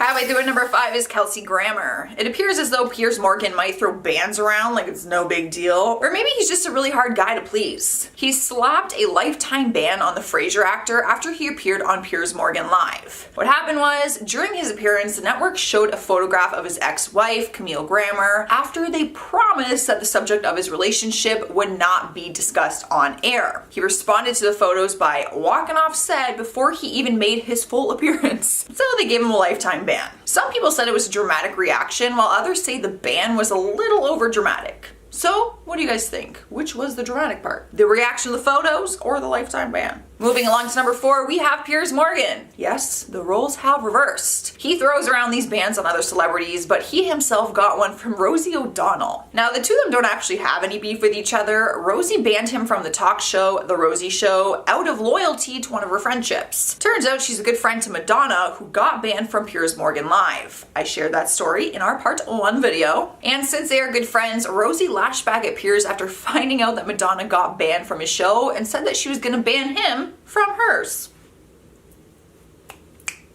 Rolling into our 3rd spot is Chevy Chase. He was once a big star from the original Saturday Night Live cast back in 1975. Actually, he was one of the first. But he is also the first cast member to ever get banned from the show. The good news is, his ban came long after he had left the show on his own terms. He left the show after 2 successful years and then returned 8 different times to host Saturday Night Live. During his 8th time hosting though, he got officially banned from ever returning after he hit another cast member in the back of the head. I'm not laughing that he punched someone, I'm laughing because it's so ridiculous. Will Ferrell reported him after he apparently witnessed the physical assault. But over the years, he has gotten on better terms with the creator Lorne Michaels, and although he was banned from hosting, they did allow him back on the show for smaller appearances. Taking over our number 2 spot is Martin Lawrence. It seems like NBC has no problem banning celebrity talent from Saturday Night Live if they are not pleased with their experience. Even the hilarious actor-comedian was banned from the network after he used inappropriate language that they said could risk the show's ratings. In his open monologue back in 1994, he made a reference to the female genitalia and also said some curse words, both things that were obviously not in the original script. He was banned from the show, and fortunately for the network, the inappropriate monologue was edited in a way so that they could take some of that out, so it didn't damage the ratings all that much, but some of it was still left in. Earning the number 1 spot on our list is Bobcat Goldthwait. This one takes the cake. It's honestly pretty crazy, and I'm surprised I didn't know about it before researching for my list. Back in 1994, the comedian went on The Tonight Show with Jay Leno, and during the interview, he got infuriated when he heard that the Arsenio Hall show was being canceled. But he took his anger to a whole different level, and during the middle of the interview, he stood up, took out some lighter fluid, soaked his interview chair, and set the chair on fire. Maybe just the slightest bit dramatic, but to no surprise, he was banned appearing on the show ever again. He actually got fined, and he was forced to make a public service announcement in regards to fire safety. Coming in number 10 today, we have Lea Michele. It's fair to say that Lea Michele is a celebrity whose reputation precedes her. The star who shot to fame after landing the lead role as Rachel Berry in Glee back in 2009, and since she's been the center of several scandals. Recently, during her appearance on The Tonight Show, after the show aired, she would spark some fresh backlash after she could be seen moving Sadie Sink out of the way so she could take center stage. When Lea was announced on the show, she would walk onto the stage and she would briefly touch Sadie's arm before reaching across to shake Jimmy's hand. Even though Drake was closer to her than Jimmy, she stepped forward to shake his hand and awkwardly stood in front of Sadie until Sadie decided to move aside to give Lea her spot. In addition, soon after the introductions, Jimmy told Sadie to take a seat on the right of him and Lea to the left, and Sadie had to take a step back to accommodate Lea before crossing over to the stage so she could get to her designated spot. The situation did not go unnoticed, as soon fans would start to praise Sadie for being humble by the way she reacted to Lea's disrespectful and immature attitude. Number 9, Emma Roberts. Back in 2017, podcast host Jane Hunt and Robert Ackerman sparked a viral rumor that actor Lea Michele can't read or write. Since the podcast, fans have been pointing out moments that prove the actress couldn't read, and up until now it's pretty much just been a huge speculation. However, during an episode of Watch What Happens Live with Andy Cohen, Emma Roberts decided to play coy about whether her friend Lea Michele could read, and by doing so, she would reveal that the rumors are actually true. During the interview, Andy Cohen would say to Emma that the biggest misconception people have about Lea Michele is that she can't read. Instead of shutting down the rumor, Emma decided to skirt around the question with a joke and said, "Well, we've not been in a book club together." While Michelle did try to confirm in a tweet back in 2018 that she can actually read, Emma's joke would definitely prove otherwise. Even though Emma did try to keep things sweet and try to offer some sweet support to her friend by shouting out her Broadway show, the part about Lea not being able to read definitely didn't go unnoticed. Hey my little peaches, are you liking this video so far? If so, don't forget to give it a thumbs up and subscribe to the channel. Coming in number 8, we have Whoopi Goldberg. 2022 was filled with controversy for Whoopi Goldberg as she continues to rebuild her image in the spotlight. It appears that the crew at the ABC daytime favorite show has appeared to be lending a helping hand towards the star. On January 4th, joined by her former talk show members on an episode on The View, she took the spot of the moderator on the show, meaning she was in charge of teeing up links and starting debates and conversations. But Whoopi's prominence on the show didn't stop there, as an insider would soon reveal that the crowd was also encouraged to cheer her on the loudest. As the crowd was warmed up by comedian Regina DeSico, specifically, she told everyone to give a loud applause to Whoopi and then continue clapping for the other host. It seemed like the crew wanted Whoopi to get a standing ovation to make her feel like she was the star of the show. She also carried herself as if she had all the authority on the show, and she even was seen talking over the other co-hosts and interrupting them, which isn't exactly a great way to start her comeback. But if someone has to encourage the crowd to cheer for you the loudest, it's a pretty clear sign that your time in the industry is almost up. Number 7, Chris Harrison. Chris Harrison's time away from the Bachelor franchise has really started to take a toll on him. More than a year after he defended a contestant's previous racist behavior in an infamous extra interview, the TV personality has finally addressed all the controversy in a debut episode of the most dramatic podcast ever. In the episode, he would say, "I think I need time to figure out what I want to say. How I felt that mistake doesn't reflect who I am or what I stand for." While his extra comment marked the beginning of his Bachelor downfall, Chris has been left feeling heartbroken, gutted, and embarrassed, and he stated that the backlash took a toll in more than one way. In the podcast, Chris would also state that his comments made him feel sick and worry about his children, loved ones, and family, and since he decided to step down from his role on The Bachelor, he hasn't been able to watch the show, but he has been keeping an eye on the ratings and believes believes the show is declining in ratings because he's no longer on the show, and that hurts him a bit. Number 6, Sam Smith. Rumor has it that Adele and Sam Smith may have more in common than just their heavenly voices, as fans are speculating that they are actually the same person. During an episode of The Drew Barrymore Show, Sam would reveal the craziest rumor they've ever heard about themselves, and it was that they were actually secretly the Hello singer in drag. In the episode, Sam would say, "Everyone seems to think that I'm Adele in drag cause we've never been in the same room together. And if you slow down her voice, it sounds maybe a bit like mine. So people think we're the same person and I'm just in drag right now." While some fans in the past have made theories on social media, like one person tweeting in 2018, "Anyone notice Adele isn't at the Grammys this year? It's because Adele and Sam Smith are the same person and you never see them both in the same place at the same time." Others have even begun to mock the singer on Twitter, suggesting Sam made up the rumor, with one person tweeting, "Sam Smith says the craziest rumor they've heard about themselves is that they're secretly Adele in drag. Never heard that one before." And honestly, wherever the rumor stemmed from, someone definitely owes Adele an apology for this one. Number 5, James Corden. On January 2nd, 2023, James Corden appeared on The Drew Barrymore Show, and James would be asked why he was leaving the CBS talk show after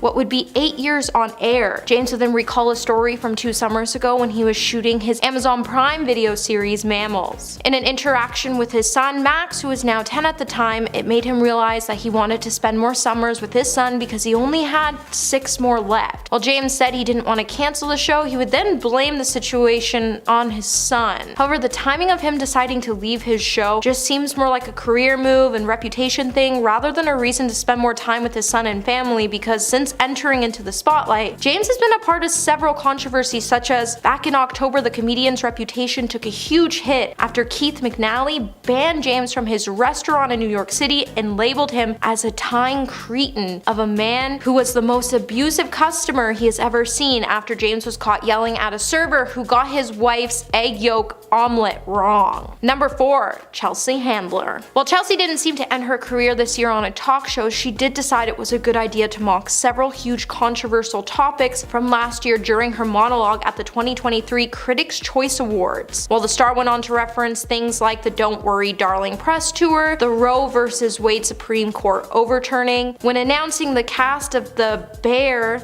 and that they were at the ceremony, Chelsea would then joke about the drama surrounding James Corden from a New York restaurant and how he showed us working in the restaurant industry is miserable. Chelsea then went on to mention that the controversial celebrity diet culture is just insane, and while Chelsea was trying to find a way to have a great time and make everyone feel comfortable, welcomed, and feel like they belonged and to be at the show, she definitely took things a little too far, and all she did was put herself into a little bit of a hole that's going to be difficult to climb out of to save her reputation and career. And not to mention, just a couple of days before, she would make an appearance on The Tonight Show where she would confess that she didn't realize that the sun and the moon weren't the same thing until she was 40. Yeah, let that one sink in. Number 3, Eddie Murphy. The original script for Star Trek IV: The Voyage Home originally had a large role written specifically for Eddie Murphy, who at the time was a box office star coming off the heels of a successful film, Beverly Hills Cops. And additionally, Eddie was interested in appearing in the movie as he was a big Star Trek fan. He even met with the producer, Harvey Benner, and director, Leonard Nimoy, to discuss the part, which he was ultimately decided to not take. When he turned down the role, he originally said it was because he thought making the movie Golden Child would be a better fit for his career, but then recently on his appearance on Jimmy Kimmel Live, he would offer up another explanation when he said, "Yeah, you know which one it is. It's the one where they go to San Francisco and they get the whales. I was going to be in that one. I met with them. They met when they got to San Francisco, and I said no. I want to go beam up and be on the ship, so I didn't do it." This definitely has some die-hard Star Trek fans screaming as they would have done anything to play this part in the film, and Eddie just turned it down because he wouldn't be beamed up into the ship.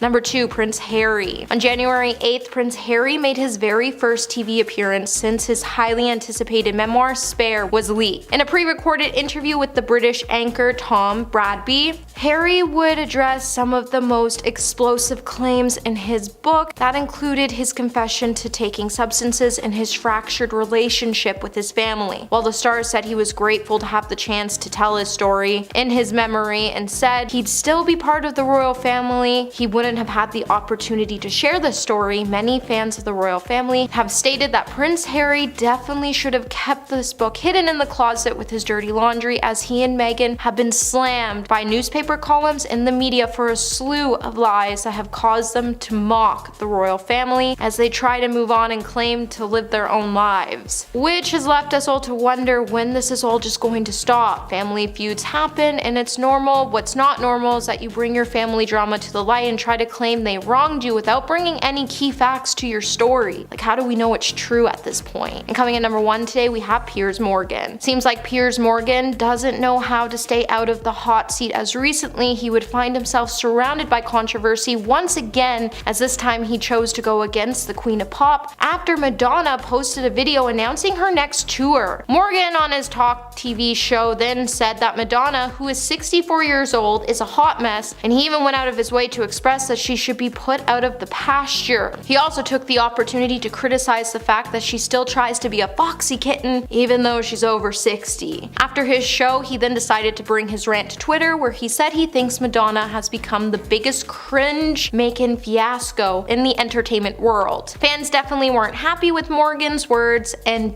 many just continue to call him out on his insensitive, misogynistic, and even labeled him as a cruel person for his words. Starting off our list today in the number 10 spot, we have Jimmy Kimmel. After numerous clips of Jimmy Kimmel wearing a blackface on his 90s talk show, The Man Show, resurfaced and went viral, the late night host apologized for his embarrassing portrayals of black celebrities, including NBA star Karl Malone. Jimmy would then release a statement in June 2020, and in it he would say, "I have long been reluctant to address this, as I knew doing so would be celebrated as a victory by those who equate apologies with weakness and cheer for leaders who use prejudice to divide us. The delay was a mistake." Jimmy then regretted his past decisions and went on to further his apology by saying, "There is nothing more important to me than your respect, and I apologize to those who are genuinely hurt or offended by the makeup I wore or the words I spoke." And while the apology was definitely a step forward for the star, it makes us all hope in the future he will use his voice and platform to spread love and not hate. Number 9, Wendy Williams. When Wendy Williams dedicated a July 2021 segment to a 19-year-old TikTok star who passed away, instead of paying tribute to the teen, she took a different approach. And it almost seemed like she was turning the TikTok star's passing into a joke. In the segment, she even went on to say, "I have no idea who this is. Neither does one person in the building." If things couldn't get any more worse, she then also turned to the crowd to note, "He's got more followers than me, 2.5 million, before bragging that she had more Instagram followers than him. His mother, Chanel Clark, who was actually watching the show at the time but then later turned to Philadelphia's CBS3 to share with the media outlet that she didn't appreciate Wendy's commentary when she said, "Like, as a mother, Wendy Williams, how dare you?" She then went on to note that she found the whole episode just to be rather disrespectful in general. Hey everyone, I really hope you're enjoying this video so far. If so, don't forget to give this video a thumbs up. And subscribe to the channel so you never have to miss out on what I might just cover next. And trust me, you don't want to miss out on the next video because it has some serious tea in it. Number 8. Ellen DeGeneres. When the Ellen DeGeneres show was under investigation in the summer of 2020, the world would come to learn that not just one former staff member but multiple former staff members accused Ellen of creating a toxic workplace environment. Trying to cover up all of the commotion surrounding all of the rumors that were being leaked, Ellen would then later send her team a lengthy memo where she would apologize to her former staff members for making them feel uncomfortable, and she even went on to promise that going forward, things were going to change so that everybody could feel safe while working in the studio. While many of her celebrity friends, including Katy Perry and Kevin Hart, came out to defend the star, others like Brad Garrett and Leah Thompson claimed they had heard about the negative experiences. Warner Media would then be forced to launch an investigation into the show in July of 2020, shortly before filming resumed. And after the investigation was completed, they decided it would be best to end Ellen's show. And it was truly sad, as there were so many moments on the show that made us all smile and hope for the best. Number 7. 7. Jimmy Fallon. Back in 2016, Jimmy Fallon decided he was going to sit down for an interview with the then presidential candidate Donald Trump. And with the interview failing miserably, the Tonight Show host would find himself being heavily criticized. Many viewers then started to blame the talk show host for everything from normalizing Trump enough to get him elected, or even having Trump's ratings decline. But in another reflection on the moment, even Jimmy has now admitted that he did screw up. In an interview for Awards Chatter, which is a podcast made by The Hollywood Reporter, Fallon expressed his regret about ruffling Trump's hair on the show when he said, "I'm sorry, I don't want to make anyone angry. I never do and I never will. It's all in the fun of the show. I made a mistake. I'm sorry if I made anyone mad. And looking back, I wouldn't do it again." But I mean, the way he rubbed Donald's hair really made him look like this cute little golden retriever puppy, and Donald was really enjoying the process. Number 6. Joy and Meghan McCain. When it comes to the View host, we all know they're known for butting their heads over difficult political views. However, when Joy decided to make an offhand remark about not missing Meghan McCain while she was on maternity leave, it would cause the Arizona native to leave the show behind for good after being on the show for 4 years. During a heated exchange on an episode in January 2021, Meghan would tease Joy for her remarks by saying, "You missed me so much when I was on maternity leave." Joy then quickly responded to Meghan's statement by saying, I did not miss you. 0. Later, Meghan would then sit down for an interview with Variety before her August 2021 exit, and she would explain to the media outlet that the public squabble actually led for her to have a panic attack after filming Wrap, when she said, "I couldn't stop crying, and I'm not always crying. I couldn't expose myself, so I threw up in a garbage can," before adding, Joy never even apologized for making the rude comments. Number 5. Jon Stewart and Tucker Carlson. During a 2014 appearance on Tucker Carlson's former CNN show Crossfire, the former Daily Show host Jon Stewart accused Tucker and his co-host of partisan hackery and hurting America. The interview then sparked a lot of outrage, and Jon even addressed the heated exchange just days after the Crossfire episode aired on his own Comedy Central show, when he came out to say, apparently, when you invite someone on the show called Crossfire, you express an opinion. They don't care for that. The political debate show was then cancelled 1 year later, and Paul even went on to accuse Jon's appearance of being the final nail in the show's coffin. In March of 2021, Jon then reignited his feud with the Fox News correspondent when he made a tweet saying,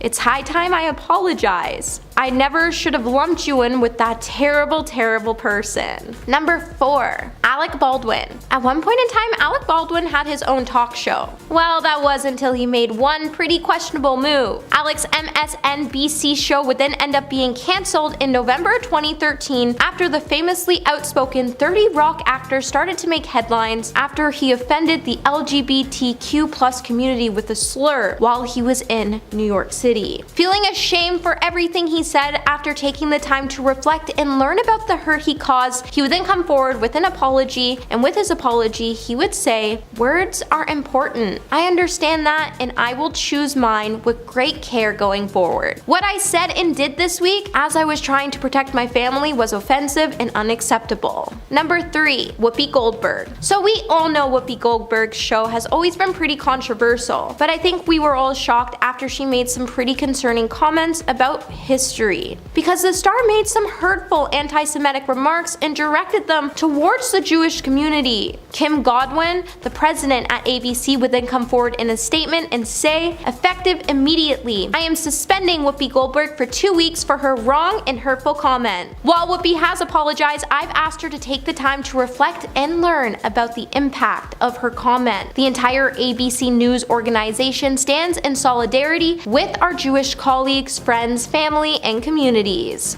Hours after the incident, the Oscar winner also apologized for her remarks during an appearance on The Late Show with Stephen Colbert, and she would say it upset a lot of people, which was never ever my intention. She then later headed to her Twitter to also issue another formal apology. Number 2. Sharon Osbourne. The talk show host Sharon Osbourne once made headlines back in November 2013 when she slammed all the ladies on the show after she made an appearance on the Arsenio Hall show. Even though the star tried to claim that she was actually a really big fan of Barbara Walker's and that she even idolizes her for the rest of the hosts on The View, she went on to throw some major shade at them when she pretty much said they could all go F themselves. After being criticized by fans, Sharon would then come out to apologize for her remarks, and she would tell all her fans she didn't want to come off as mean as she was, and that she was only trying to be funny. Then she went on to note that she actually had a lot of respect for all women, and that she wasn't really responsible for anything she says, as she's just a loose cannon. But I mean, sometimes funny is just not funny. Number 1. Megyn Kelly. So back in October of 2018, Megyn Kelly would come under fire after her name started to hit the headlines, after the star tried to defend why she was wearing blackface makeup while she was celebrating Halloween. Instead of issuing an apology, Megyn would head to her morning show to talk about the incident, and during the episode she would say, "When I was a kid, it was okay, just as long as you were dressing as a character." Megyn would then be forced to apologize in an email to her staff members, and later she even read a similar statement on air to apologize to all of the viewers on her show and her fans and to the United States. In the end, US would actually end up confirming 2 days later on that NBC actually canceled the Megyn Kelly Today in the wake of all the controversy. Number 10.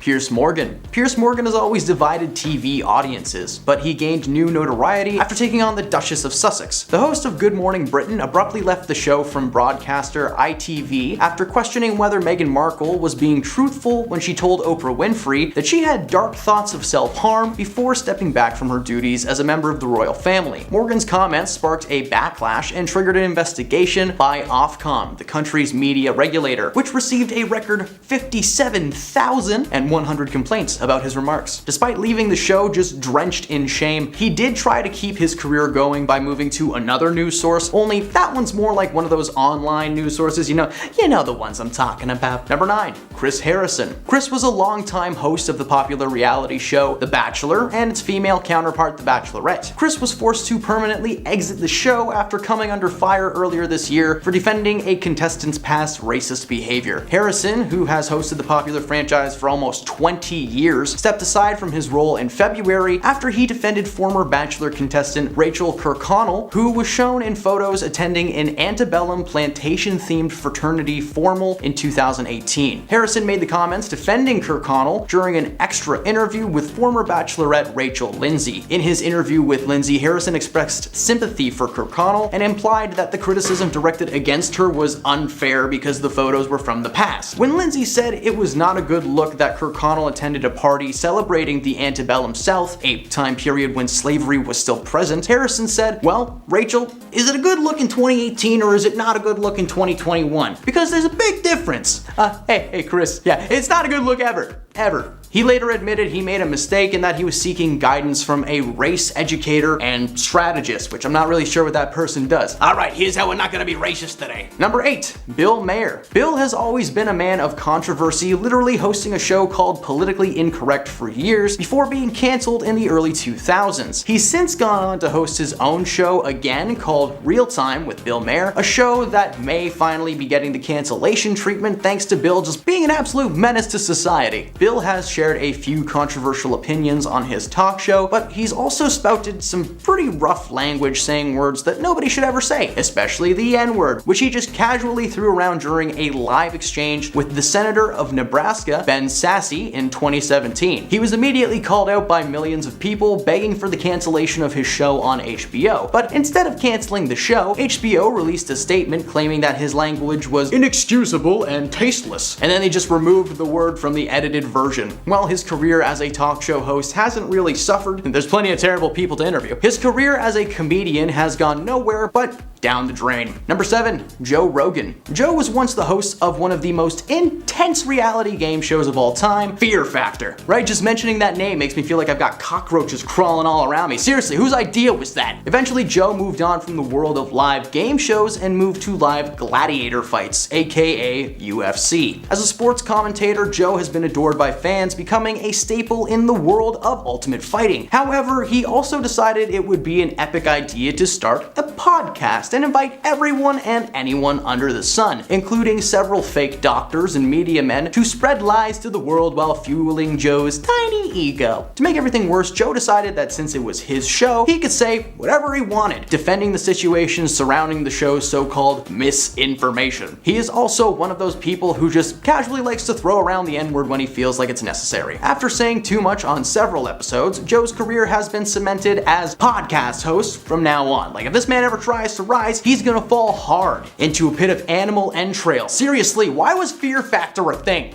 Number 6, Sharon Osbourne. 2 years ago on the popular talk show The Talk, host Cheryl Underwood and Sharon Osbourne began to discuss the topic of racism amongst the recent firing of Sharon's personal friend Piers Morgan, also on this list, from Good Morning Britain over all the comments he made about the Duchess of Sussex. Sharon went off and began aggressively defending her friend, asking Cheryl what Piers said specifically that was racist. She then went on to say that she was being put into an electric chair, and due to her connection to Piers that she herself must also be racist. She went on to clarify that she did not support his comments per se, but that she did support his right to free speech. But like, he used that free speech to say messed up stuff, so maybe don't support him. She then asked Cheryl over and over again how she herself could be so racist. What has she done? What has she said? Well, Cheryl then signed off for a commercial break before Sharon let out some pretty choice expletives. When they returned, the tension almost seemed worse and the conversation continued to escalate. Eventually, Underwood was able to get her point across and calm Sharon down. However, the damage was done and the internet called for her immediate removal from the show. Number 5, James Corden. In one of the show's more popular bits, The Late Late Show had the Late Late lie detector. Corden asks his guests to hook up to a lie detector test and answer a series of questions on the air. During one segment of this bit, in which guest Kris Jenner was hooked up to the line, she was asked about her involvement in producing a certain tape with Kim. You know what I'm talking about. She was quick to roll her eyes and shake her head and say, "Oh no, no, no." And then the expert said, "True. Case closed." Nope, not even close, because the next day Kim Kardashian's ex-boyfriend Ray J blasted the show, calling the segment fake and claiming that the man giving the test, John, was underqualified. Going on to call the network sad for allowing this segment to be aired and threatening to sue Corden and the show itself. A little digging was done and it turned out that there was some truth to these claims, as John's LinkedIn profile revealed that he had attended an unspecified number of lie detector academies, which sounds super made up. It also said that he had a bachelor in law, but that he didn't actually really finish the course. Whether it was this moment or one of the many missteps in James's show's history, the entire thing got canceled and James is a liar stuck looking for work. Number 4,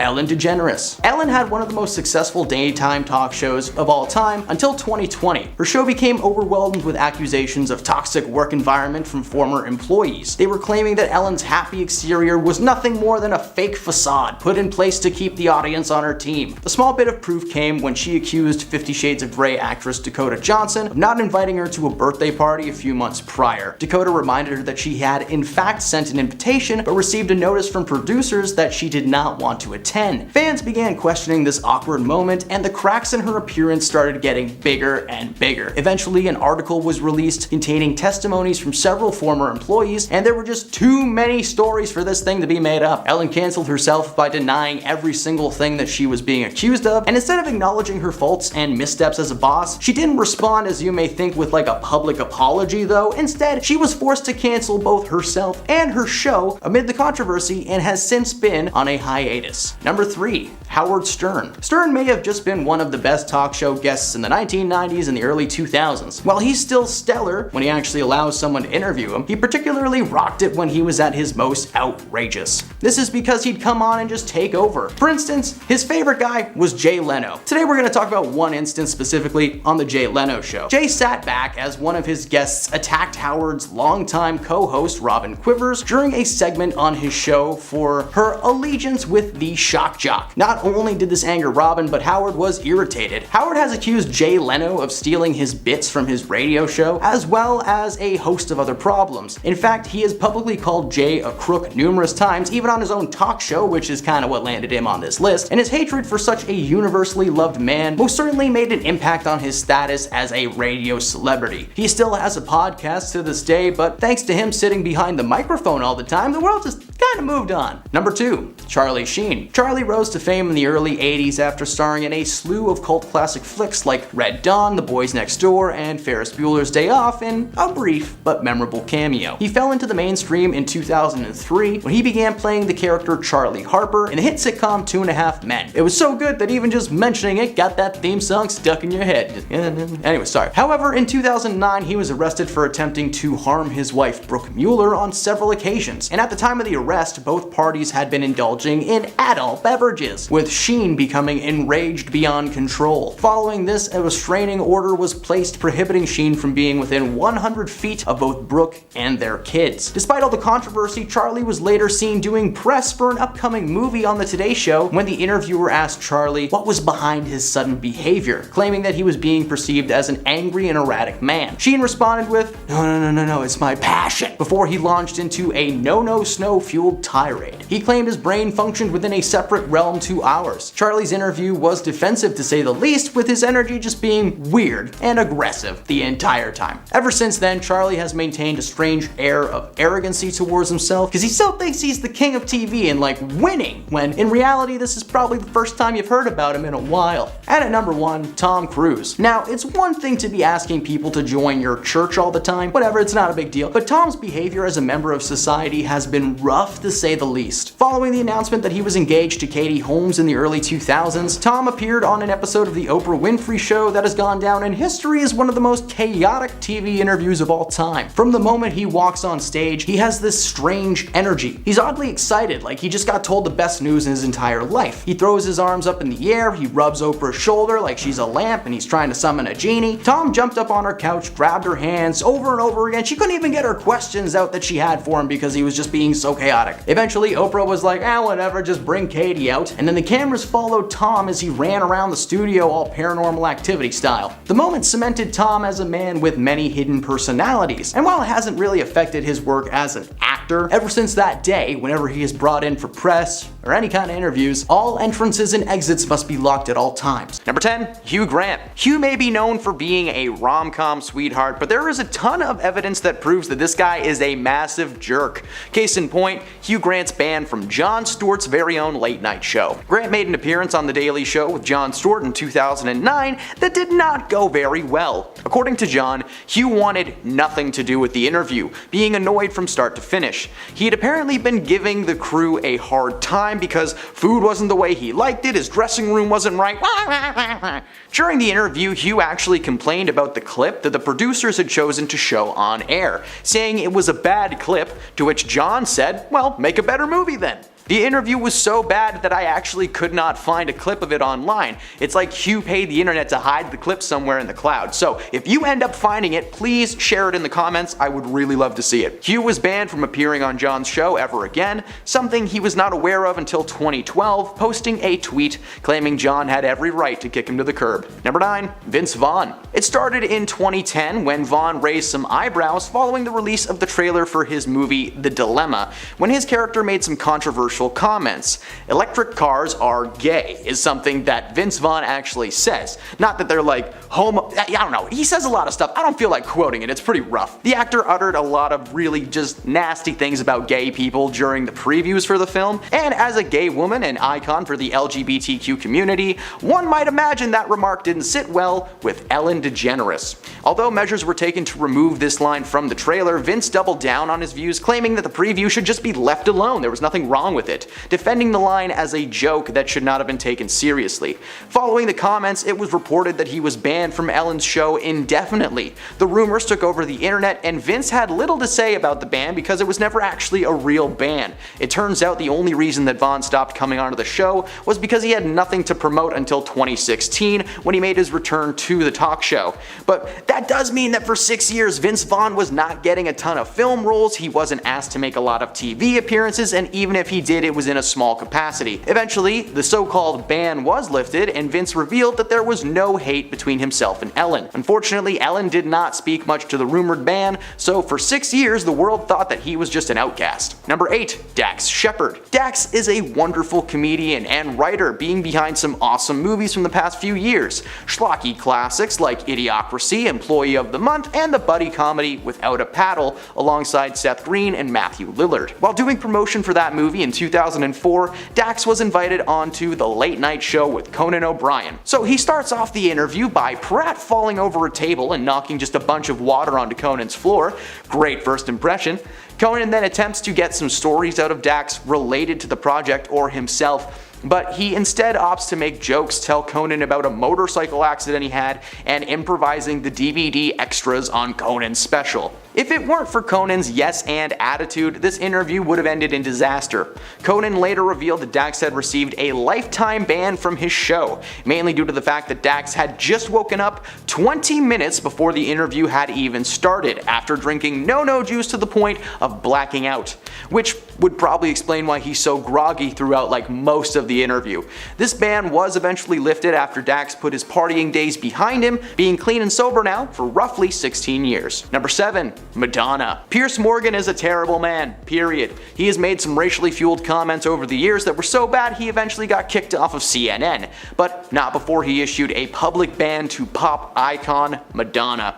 Apparently the entire feud between these two stems from an incident involving bread rolls. I guess Piers was accidentally hit by a roll that Madonna threw or something. I don't know, the full story was never actually revealed in that case. But it can't just be a bread roll, because this man spent 20 years talking trash about Madonna, calling her names that I cannot repeat online. He was always trying to egg her on, telling her managers to stop tweeting him. Well, the joke is on Piers in this situation. Not only did his show eventually get cancelled, but Rosie O'Donnell actually banned Piers from her show in retaliation. He'd visited Rosie before, in fact, her show received almost double his views at the time, but he'd never be able to leech off of her again, making this entry a double whammy. Number 6. Howard Stern. Howard Stern may have been one of the best talk show guests in the 90s and the early 2000s. Now, while he's stellar when he actually allows someone to interview him, he particularly rocked it when he was at his most outrageous. This is because he would just kinda come out and take over. He appeared on many talk shows over the years, but there was never a rivalry quite like Stern versus Jay Leno. Apparently Jay didn't want to put out an edgy show, and Howard was just all edge. During one particular appearance on the show, Jay actually sat back and watched as a guest got into a fight with Howard and his longtime radio co-host Robin Quivers. This was not only the moment that Howard was banned for creating a scene, but it was also the moment that Howard vowed to despise Jay Leno for the rest of his life. The two never reconciled, and so far, it's looking like they never will. Number 5. Adrian Brody. Now, we're gonna throw Adrian in the middle because this is not a talk show, but this moment got him blacklisted from many shows. While hosting the late night sketch comedy show Saturday Night Live, Brody went off script in truly cringe-inducing fashion. When he came on the stage to present the musical act Sean Paul, he appeared in cartoonish dreadlocks and a tank top, using the most offensive Jamaican accent you've ever heard in your life. He was trying something that just did not work. The clip of this moment is only a minute long, but it feels like a lifetime. He was hosting in 2003, and since that live performance went south, not only has he been banned from SNL, but he's had very limited appearances on talk shows over the years. While some may claim it's due to a lack of work, others agree that wearing faux dreads and doing that on live TV is something you can't live down. Number 4. Harmony Korine. Harmony's name may not be familiar to you, but one of his movies might be. In 2012, Harmony directed a film called Spring Breakers, starring James Franco, Selena Gomez, and Vanessa Hudgens, but he's been around since the early 90s. While doing some promotions for a film in the mid-90s, Harmony got himself into a lot of trouble. He was visiting David Letterman, who claims that he caught Harmony rummaging through Meryl Streep's purse in her dressing room. Around this time, he was well known for being addicted to several illegal substances, especially spicy spoon juice, so he was doing everything he could to get his next fix. hosts. According to David, he went upstairs to greet Meryl before the show and knocked on the door. Inside was not Meryl, but Harmony hunched over a purse in the corner rummaging like a raccoon. David told him to put everything back and to exit the building as soon as possible.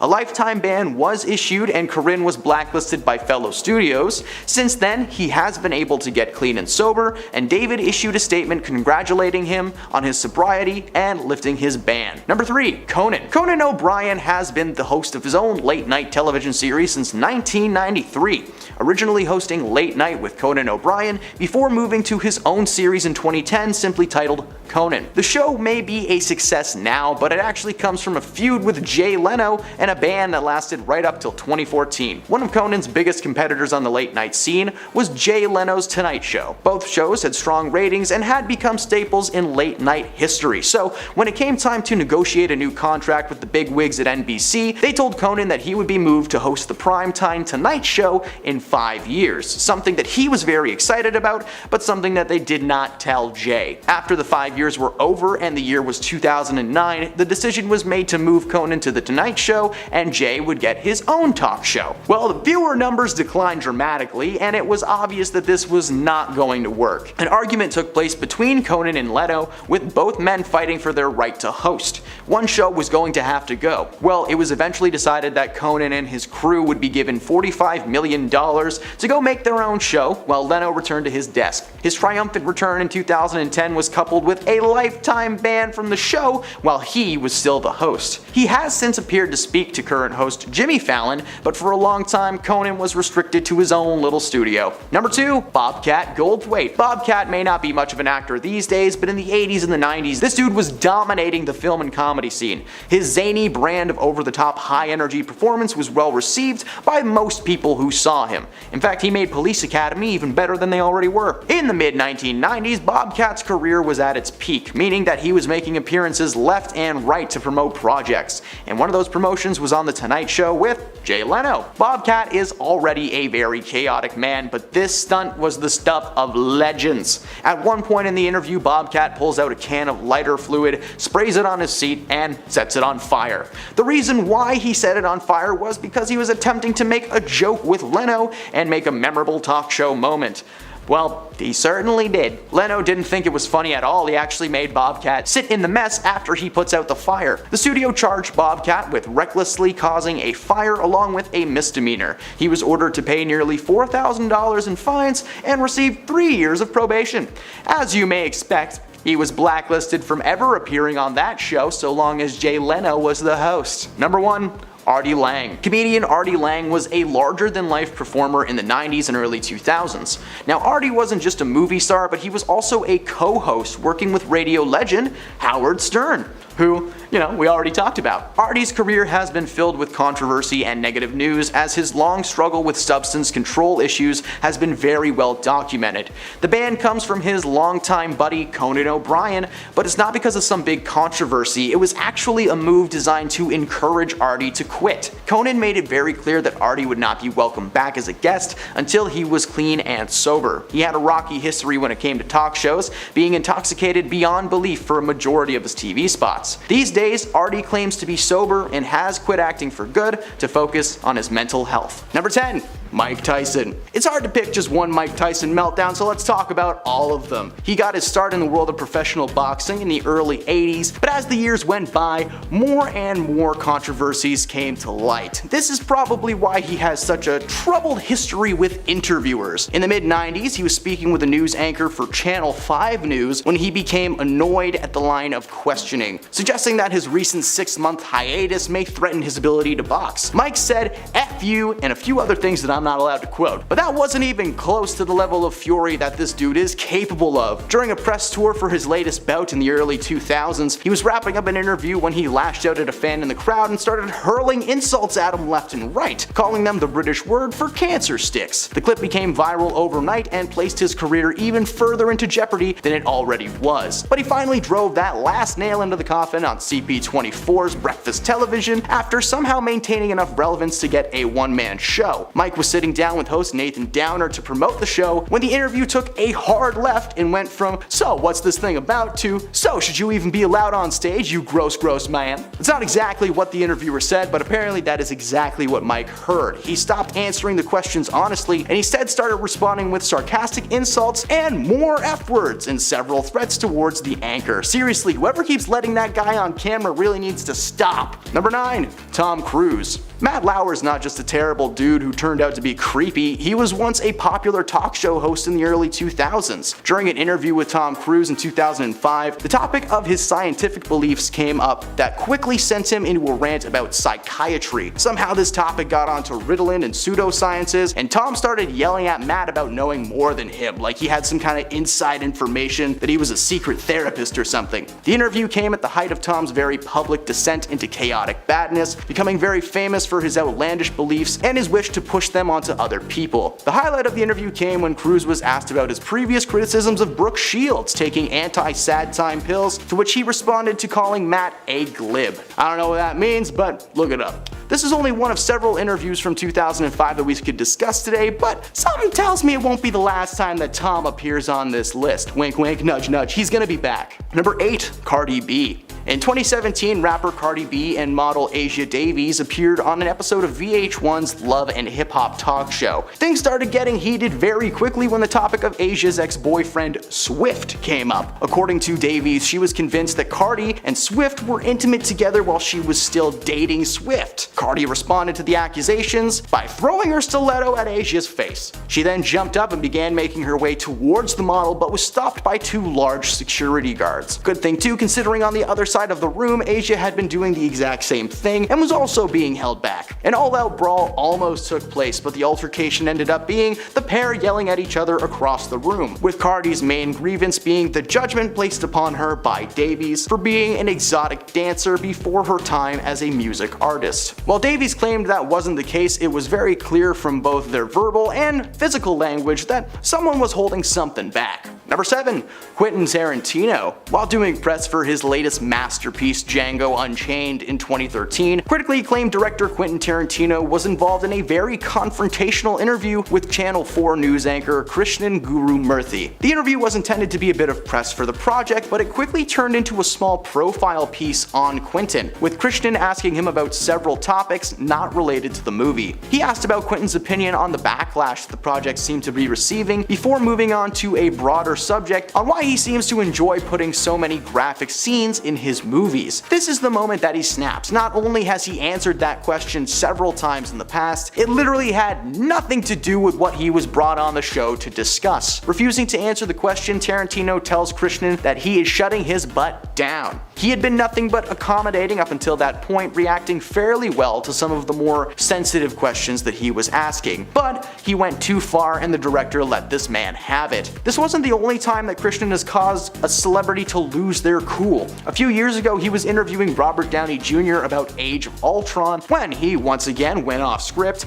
and asked him about his dark past rather than the project that he was promoting. This made Robert quickly stand up and thank him, remove his mic, and just walk away. Seriously, this dude needs to stop being put on camera. Number 6. Kanye West. Kanye was slowly going mad in the eyes of the public way back in 2010. As the years went by, he's made more and more TV appearances, but it wasn't until 2018 where his political beliefs got him heated on Jimmy Kimmel. When Jimmy asked Kanye how he felt about the response to his decree that he was all for President at the time Donald Trump, which was largely criticized, he defended his statements by claiming that he did not have to conform to some united mindset and that he was a little bit upset at the backlash, but that a part of him kind of enjoyed the hate. He then suggested the world was in a simulation, claiming that the world is just filled with unpaid actors. The over 20-minute interview was filled with metaphors, the concept of love, and a comparison to the Son of God. This interview was only a short time after his anti-Semitic tweets were circulating the internet. Ye even makes a joke about the anxiety of asking his publicist to appear on the show. He was fairly calm in his delivery of his opinions, but he made sure his opinions were known. Number 5. Steve-O. Bravo. Steve was once a world-famous stuntman whose journey to sobriety is truly inspirational. Unfortunately, in his early years of fame, Steve was known for having a sweet tooth for illegal substances. This made him an excellent guest on late-night talk shows. Host of On Too Late, Adam Carolla, found out the hard way that you should never encourage Steve to do anything before he gets on camera. During one late-night appearance in the mid-2000s, the host is definitely on a few things. The host suggested that he had a few adult beverages in preparation for a game, but his speech is slurred beyond comprehension other than the B word being hurled at the audience over and over again. You know, the one that rhymes with snitch. He then begins to tell the host that he loves him, but he will end his life right there, and then he sloppily hugs Adam before trying to flip his chair with him inside of it. His issue with substances was very well documented throughout the years, but this late night appearance will forever live rent-free in my skull. Thankfully, as I mentioned, he won this battle and he's currently 15 years sober now, spending most of his time running a podcast with Adam. I have so much respect for this guy. He went from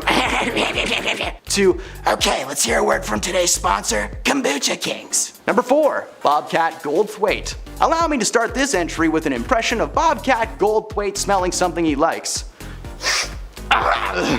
Thank you. Bobcat may not be much of an actor these days, but in the 80s and the 90s, he was dominating the film and comedy scene. His zany brand of over-the-top, high-energy performance was well received by any and all who saw him. I can still hear his voice echoing in my skull whenever I think of Police Academy. In 1994, comedian Arsenio Hall invited his longtime buddy Bobcat onto his talk show, which unfortunately was in its final days on air. When Bobcat heard the cancellation, he decided to send a message to the big brains that made the decision. He spray paints the word Paramount on the wall behind him, throws furniture around, breaks TV screens, all while Arsenio just kinda sits back and laughs. When they returned from commercial, the set was in ruins. Despite that though, Arsenio joked, saying, the worst part is I have to pretend like I'm mad at him. Joke's on him, that wasn't the only talk show meltdown that he's partaken in. A few years after this, Bobcat set a chair on fire on Jay Leno's show. For no reason, just for fun. Like he was standing there just going, oh, fire, yeah. Man, that guy was unhinged. He was fined over $3,000 and made to replace the chair. Oh, and in case you haven't noticed, he hasn't been asked to appear on any talk shows ever again. Number 3, Tom Cruise. Again.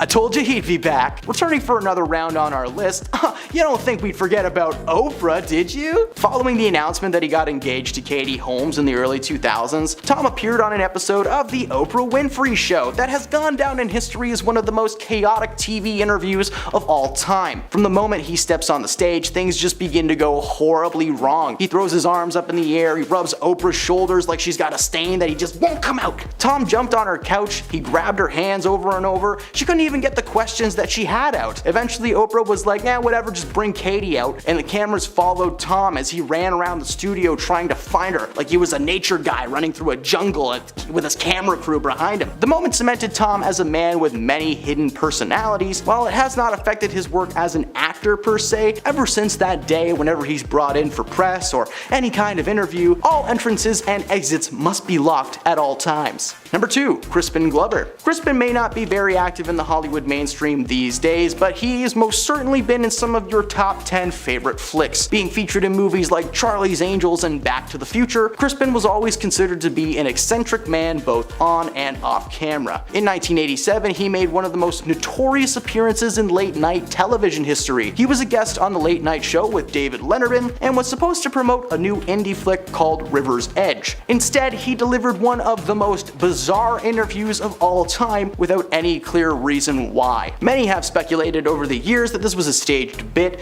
but nobody has ever actually confirmed that story. From the moment Crispin is brought on set, he seems to be distressed. He wore strange clothes, including black platform shoes, and instead of answering questions about the project, he decided to rant about his portrayal by the media, literally pulling out press clips and quoting them on the air. He claimed people thought that he was weak, and then challenged David to an arm wrestling match before getting out of his chair and delivering a high kick into David's direction. reaction. Getting just within inches of his face, David giggled and cut the interview short. Whether it was staged or not, Crispin's infamous interview will go down in history as one of the strangest of all time. And at number 1, of course, it's Charlie Sheen. Charlie rose to fame in the early 1980s after starring in a slew of cult classic flicks like Red Dawn, The Boys Next Door, and Ferris Bueller's Day Off in a brief but memorable cameo. He fell into the mainstream in 2003 when he began playing the character Charlie Harper in the hit sitcom 2.5 Men. So good that even just mentioning it gets the theme song stuck in your head. However, in 2009 he was arrested for attempting to harm his wife Brooke Mueller on several occasions. At the time of his arrest, both parties had been indulging in adult beverages, with Sheen becoming enraged beyond control. Following this, a restraining order was placed prohibiting Sheen from being within 100 feet of both Brooke and their kids. Despite all the controversy, Charlie was later seen doing press for an upcoming movie on The Today Show, when the interviewer asked Charlie what was behind his sudden behavior, claiming that he was being perceived as an angry and erratic man. But Sheen responded with, no, it's my passion, before launching into a no snow-fueled tirade. Charlie's interview was defensive to say the least, with his energy just being weird and aggressive the entire time. Ever since then, Charlie has maintained a strange air of arrogance towards himself, and he still seems to think that he's the king of TV and quote, winning, when in reality this is probably the first time you've heard about him in a while. Number 10. Clive Anderson. It's important to note that while all late night hosts do work hard to remember what projects every single one of their guests is promoting, they can easily get mixed up from time to time, and that's exactly what brought forth one of the most awkward encounters in UK TV history. When the Bee Gees appeared on Clive Anderson's All Talk in 1997, they grew so tired of his continuous jokes about their music that they infamously just got up and walked off set. As a poor attempt at humor, the host made remarks about the group's appearance and said that he thought the band were sisters rather than brothers, and that only his dog loves their high-pitched music. But the big turning point came when Anderson said that the band will always be Les Tossers to me, and you could literally see Barry Gibb's face begin to darken. To make matters worse, when the singer tried to talk about a song that he had written earlier in his career, saying he had forgotten that one. Clearly not loving the atmosphere, Barry became sarcastic and said, "We're getting on like a storm, aren't we, Clive?" before getting up on his feet and cursing at the host. He got up and left, and after even more awkwardness, the other two eventually did the same. Number 9. Katie Couric. In 2014, the television personality invited trans model Carmen Carrera to appear on her talk show Katie. After Carmen discussed her modeling career, Couric began asking her really invasive questions about her transition, like, was the whole process painful physically for you? And your private parts are different now, aren't they? As the questions were becoming increasingly personal and insensitive, Carmen finally decided to say something. Quote, "I don't want to talk about it because it's really personal. I'd rather talk about my modeling stuff. I'd rather talk about being in W and maybe being in Italian Vogue and doing fun stuff and showing people that after the transition there's still life to live." It was actually a great opportunity for Carmen to demonstrate that she is more than her transition, and that being trans is not the most interesting thing about her. For her part, Couric received some pretty intense backlash for her line of questioning, especially when Orange is the New Black star Laverne Cox appeared on the show and told the host that she was objectifying Carmen. It wasn't until 2017 that Couric revealed that she had the opportunity to cut the segment out of the interview altogether, but decided to keep it in as an educational moment for her audience. So she definitely learned something from the experience. Number 8. Jessica Simpson. Of all the celebrity talk show fails, this one is easily one of the messiest and the hardest to watch. When the singer appeared on the Ellen DeGeneres show in 2017, it quickly became clear that she had had one too many. Jessica slurred her words and fumbled over a range of topics, including the length of her marriage to Eric Johnson, which she said she couldn't remember, and then started talking about contraception, saying, "We got an IUD, nothing's going to get into that uterus." And when Ellen asked her about whether she was expanding her billion-dollar business, Jessica started rambling about vitamins and B12 energy. When asked if she's making more music, she claimed that she is, but she struggled to remember just how many songs she actually has. Quote, "I probably have about 38 or maybe 36 or 39, and Ellen said bluntly, "You don't have 38 songs." It really wasn't until 2020 that the singer addressed the incident in her tell-all memoir called Open Book, when she admitted to having drank before going on air. She claims that she's still so embarrassed by her behavior that she can't bring herself to watch the interview almost 3 years later because it was a weak moment for her, and she said she wasn't in the right place. But in recent years, she seems to be doing a whole lot better. Number 7. Harry Belafonte. This one is truly hilarious. The singer appeared on Eyewitness News to promote a documentary made about himself named Sing Your Song. But what viewers got out of the interview was a laugh, all because Harry was fast asleep when the anchor tried to speak with him. Eventually, the newscaster Layla Santiago ended up shouting at him, saying, "This is your wake-up call. He's meditating, he's taking a little nap," which caused all three newscasters on the show to erupt in laughter. His publicist later told the station that it was a technical glitch and that his earpiece wasn't working, so he decided to take the time to meditate before the interview. His publicist added that Mr. Belafonte is 84 years young, but sharper and more awake than most who have been interviewing him. Maybe the world would be a better place if more people took a moment to meditate. But in Belafonte's defense, it was probably pretty early in the morning during a time of filming. Whatever happened, the clip, which was from 10 years ago, only recently went viral after it was used to create a deepfake footage of President Biden dozing off while being live on air. Number 6. Dua Lipa. At first, the interview seemed to be going really well until some awkward questions were asked by Dua Lipa that made everyone watching pretty uncomfortable. During an episode of The Tonight Show with Jimmy Fallon, Dua was guest hosting and she accidentally referred to Gwen Stefani's partner at the time, Blake Shelton, as her husband when they were not married. She started off the friendly conversation by saying, "So I heard that you've been spending quarantine with your husband Blake Shelton at the ranch in Oklahoma.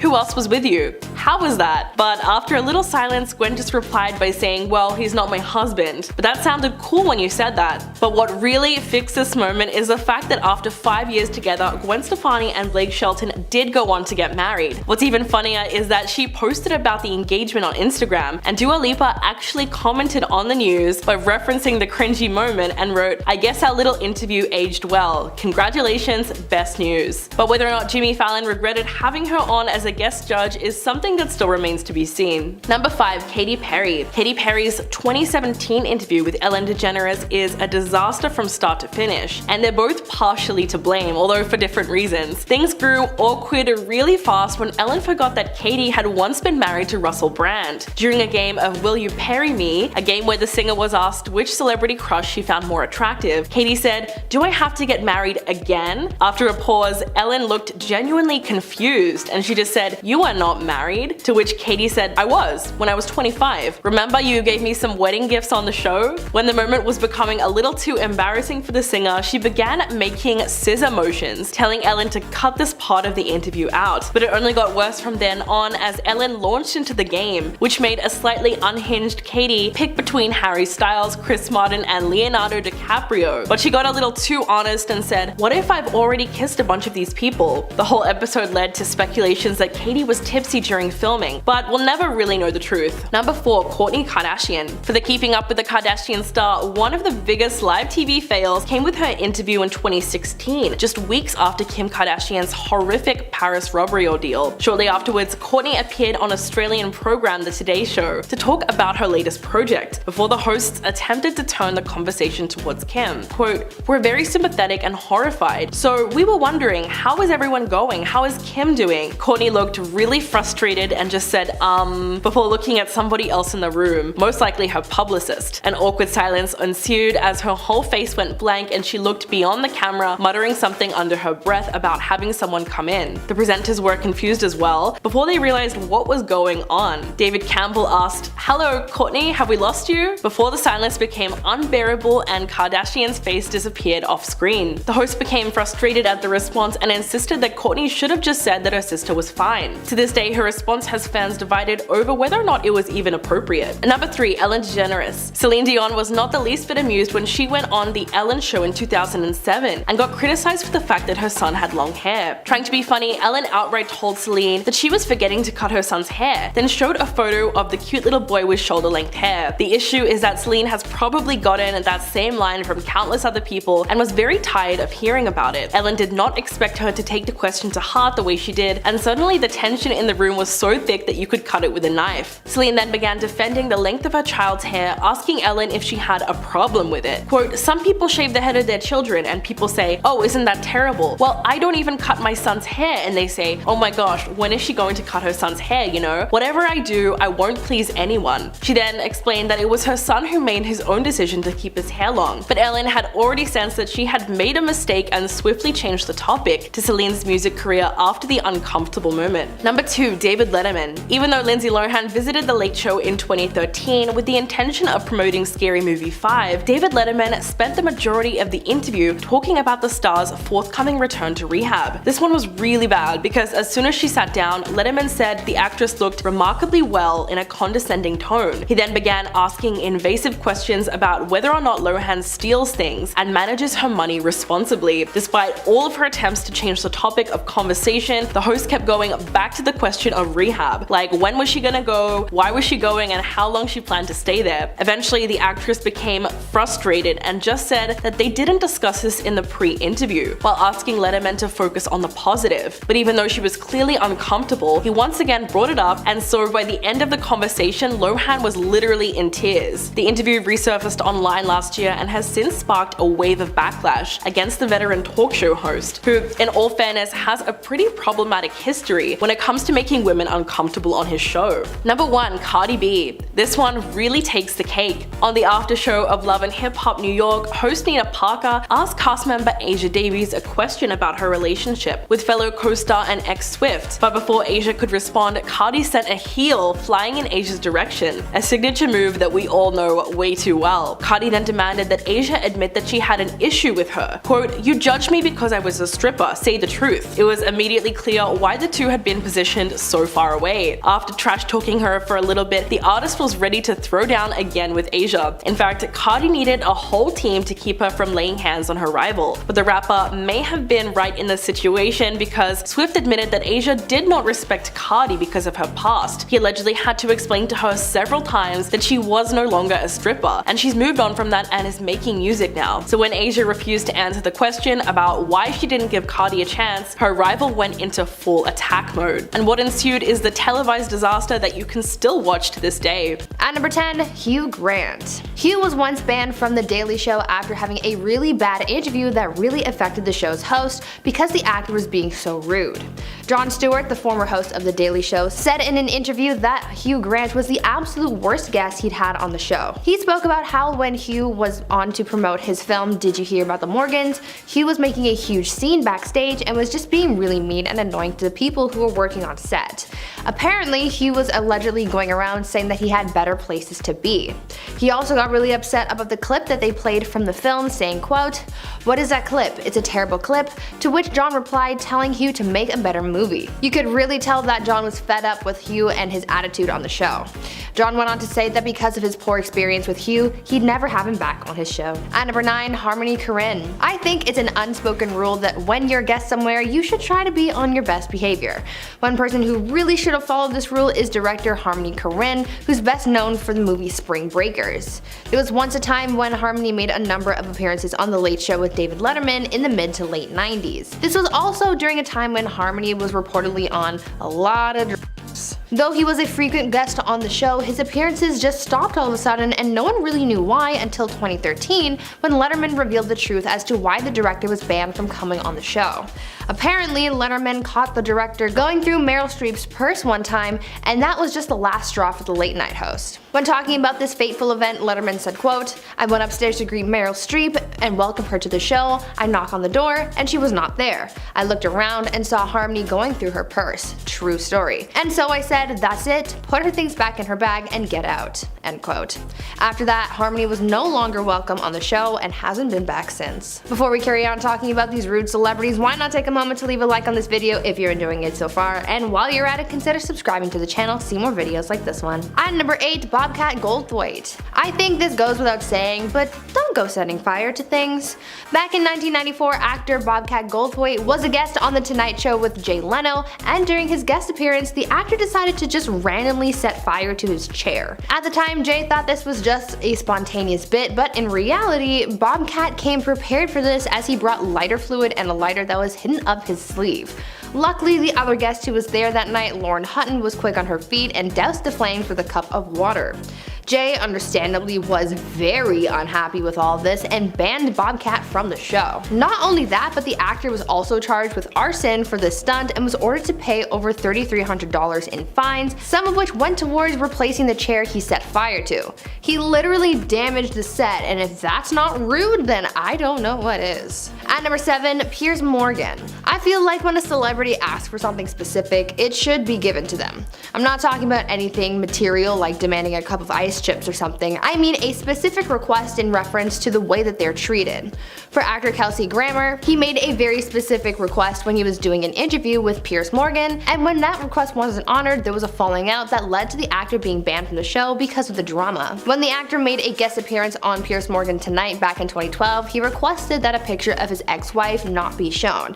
He's willing to answer questions about her, but just didn't want to have a photo of her to be aired. Well, Piers didn't exactly honor that request, and when a photo of the ex-wife was shown, Kelsey stormed off set. The actor's publicist said that Piers had to take accountability for his actions because Kelsey was so mad about the situation, but instead, Piers barred the actor from his show. That was pretty rude of him. At number 6, Gene Simmons. I think we can all agree that Gene Simmons is kind of outlandish.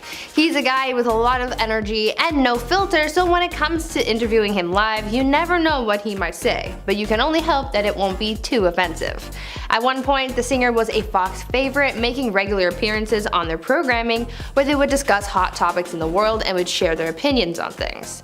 They liked the guy and liked having him on their show, but after causing a stir during a meeting at Fox and making some rude comments towards some of the other staff members, Gene got banned for life, and it was a hot topic of its own. Some of the things that Gene said to some of the women at the network got leaked, and it's not something you would want to have said to you. Let's just put it that way. After all of that went down, the singer was not welcomed back on their programming because they didn't like the way he behaved. At number 5, Sharon Osbourne. Talk show host Sharon Osbourne found herself in some hot water earlier last year after she made some comments about Meghan Markle and Prince Harry that not only caused her to get backlash, but also lose a friend.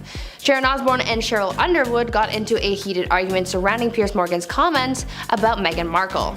During this feud, Sharon backed up Pierce's comments about Meghan Markle's mental health, and this frustrated Cheryl because she didn't like the comments that were being made about those involved. The two got into a very heated debate that ended with a lot of drama, sparking a conversation about Sharon's ideals.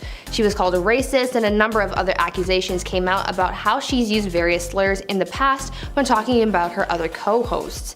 As a result of this, the network for their show launched an internal investigation, and that ended with Sharon being let go from the show. At number 4, Kelly Osbourne. Now, we just talked about Sharon Osbourne and her talk show Scandal, but her daughter Kelly has also been in her share of controversies, including one that happened while on a talk show that kind of ruined her career because of a rude comment that she made. During an episode of The View, Kelly Osbourne really missed the mark when trying to clap back at Donald Trump, even though she was trying to diss Trump, and ended up getting in enough trouble herself.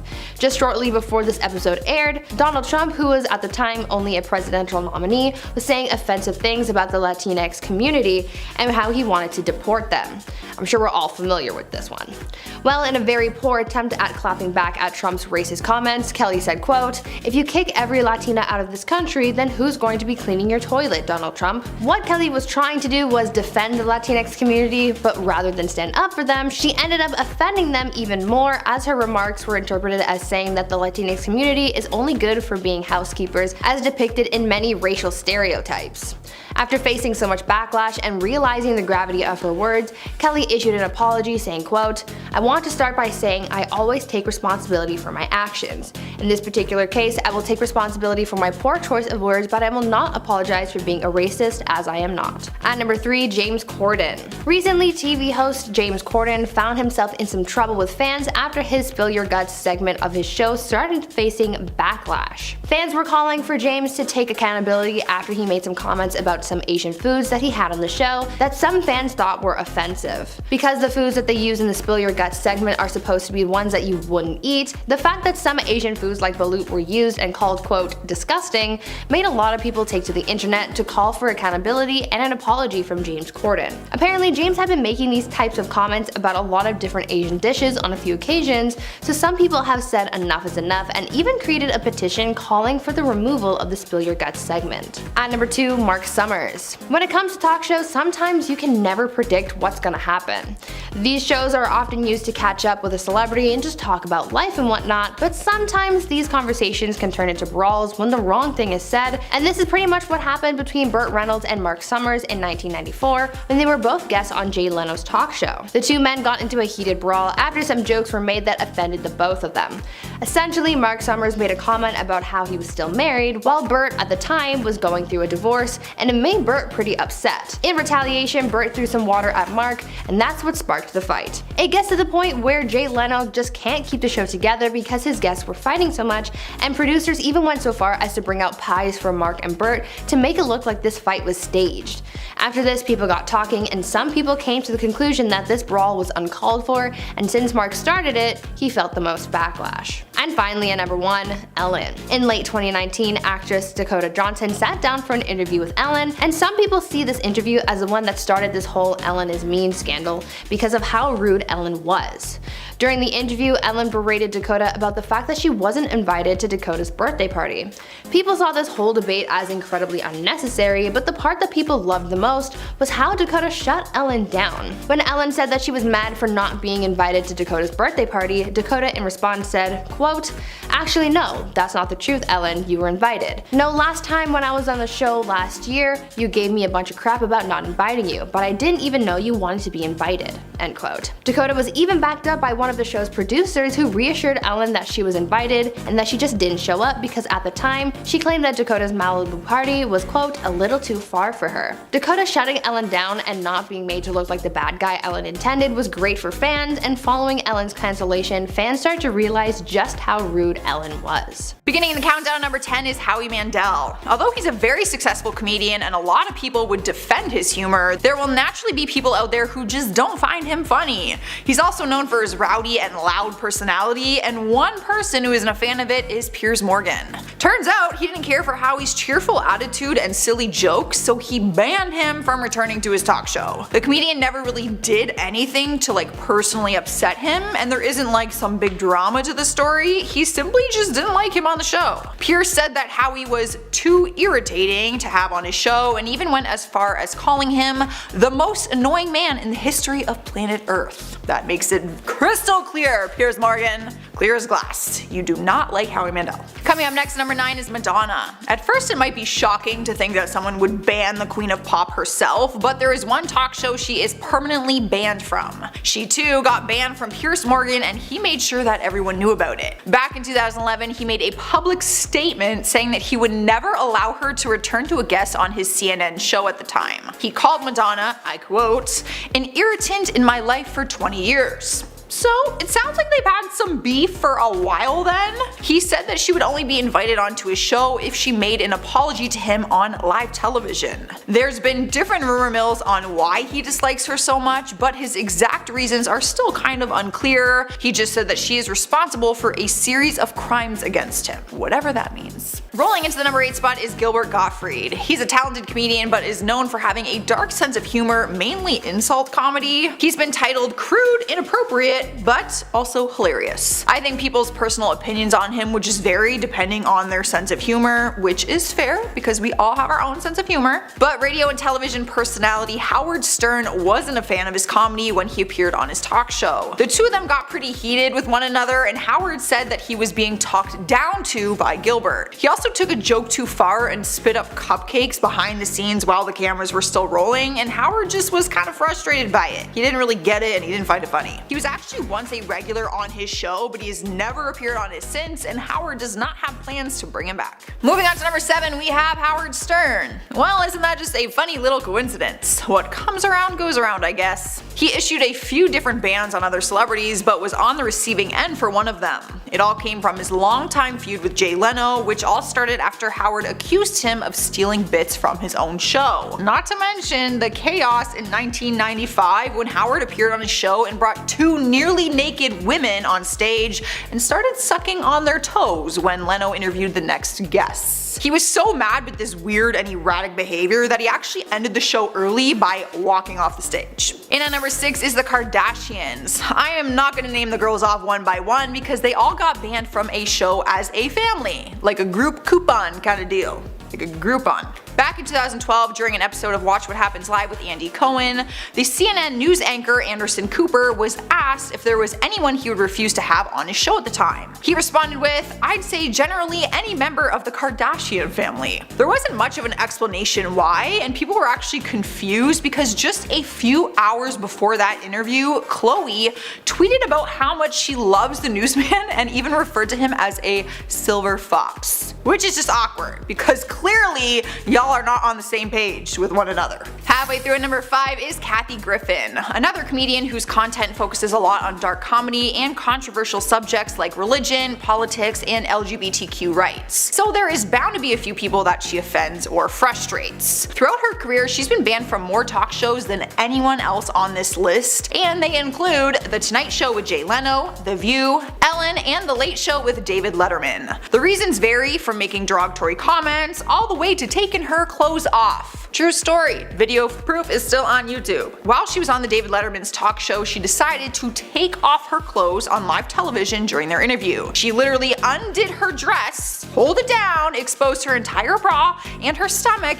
and the fact that she was not wearing underwear. True story, and then she had him zip it back up, and it's very uncomfortable to watch, but I think you should. Sliding into number 4 is Hugh Grant. How could anyone possibly ban the charming actor? I mean, am I right? Well, it is possible, and Jon Stewart banned him from The Daily Show with Jon Stewart back in 2009. He said his decision is justified though, and claimed that Hugh was extremely rude when he appeared on the show. He said he was cursing, complaining about everything, and people around him complained that he was annoying pretty much everyone on set. But down the road, the actor admitted that he was in a bad mood that day, and he tweeted out, "Turns out my inner crab got the better of me with TV producer in 09. Unforgivable. Jay Stewart, correct, give me kicking." At least he admits it, right? I mean, we have all had bad days. I'd be lying if I didn't say I was cranky sometimes. Alright guys, we've made it to number 3, and we have Joan Rivers. The comedian legend was once a permanent guest on The Tonight Show with Johnny Carson, but she ended up landing a gig to have her very own late night show on Fox, and their friendship soon came to an end because of it. She made history for being the first woman to ever host a late night broadcast talk show, but it turned out to be a flop, and Carson felt betrayed by her because she left, so he banned her from returning to his, which I get. The ban even continued when Jay Leno took over in 1992 because Jay Leno was just trying to respect Carson's wishes. But in 2014, the ban was finally lifted by Jimmy Fallon when he did his premiere episode as the host of The Tonight Show. Taking over the number 2 spot is Adrian Brody. The actor completely shocked the audience with a joke that has gone down in history for being so inappropriate and offensive. Back in 2012, he was hosting SNL and he went onto the stage to introduce the rapper Sean Paul,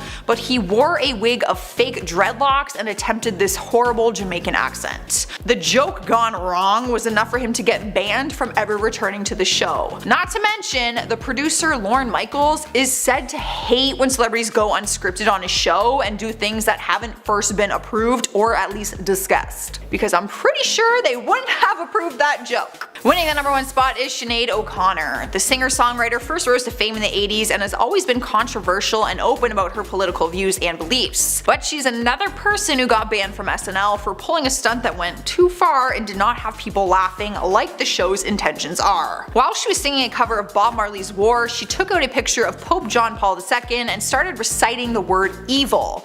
And then she went on to rip it in half and say, "Fight the real enemy." The entire studio was shocked and left in complete silence, probably feeling super uncomfortable, not really knowing how to react to something like that. I'm confused. I don't understand.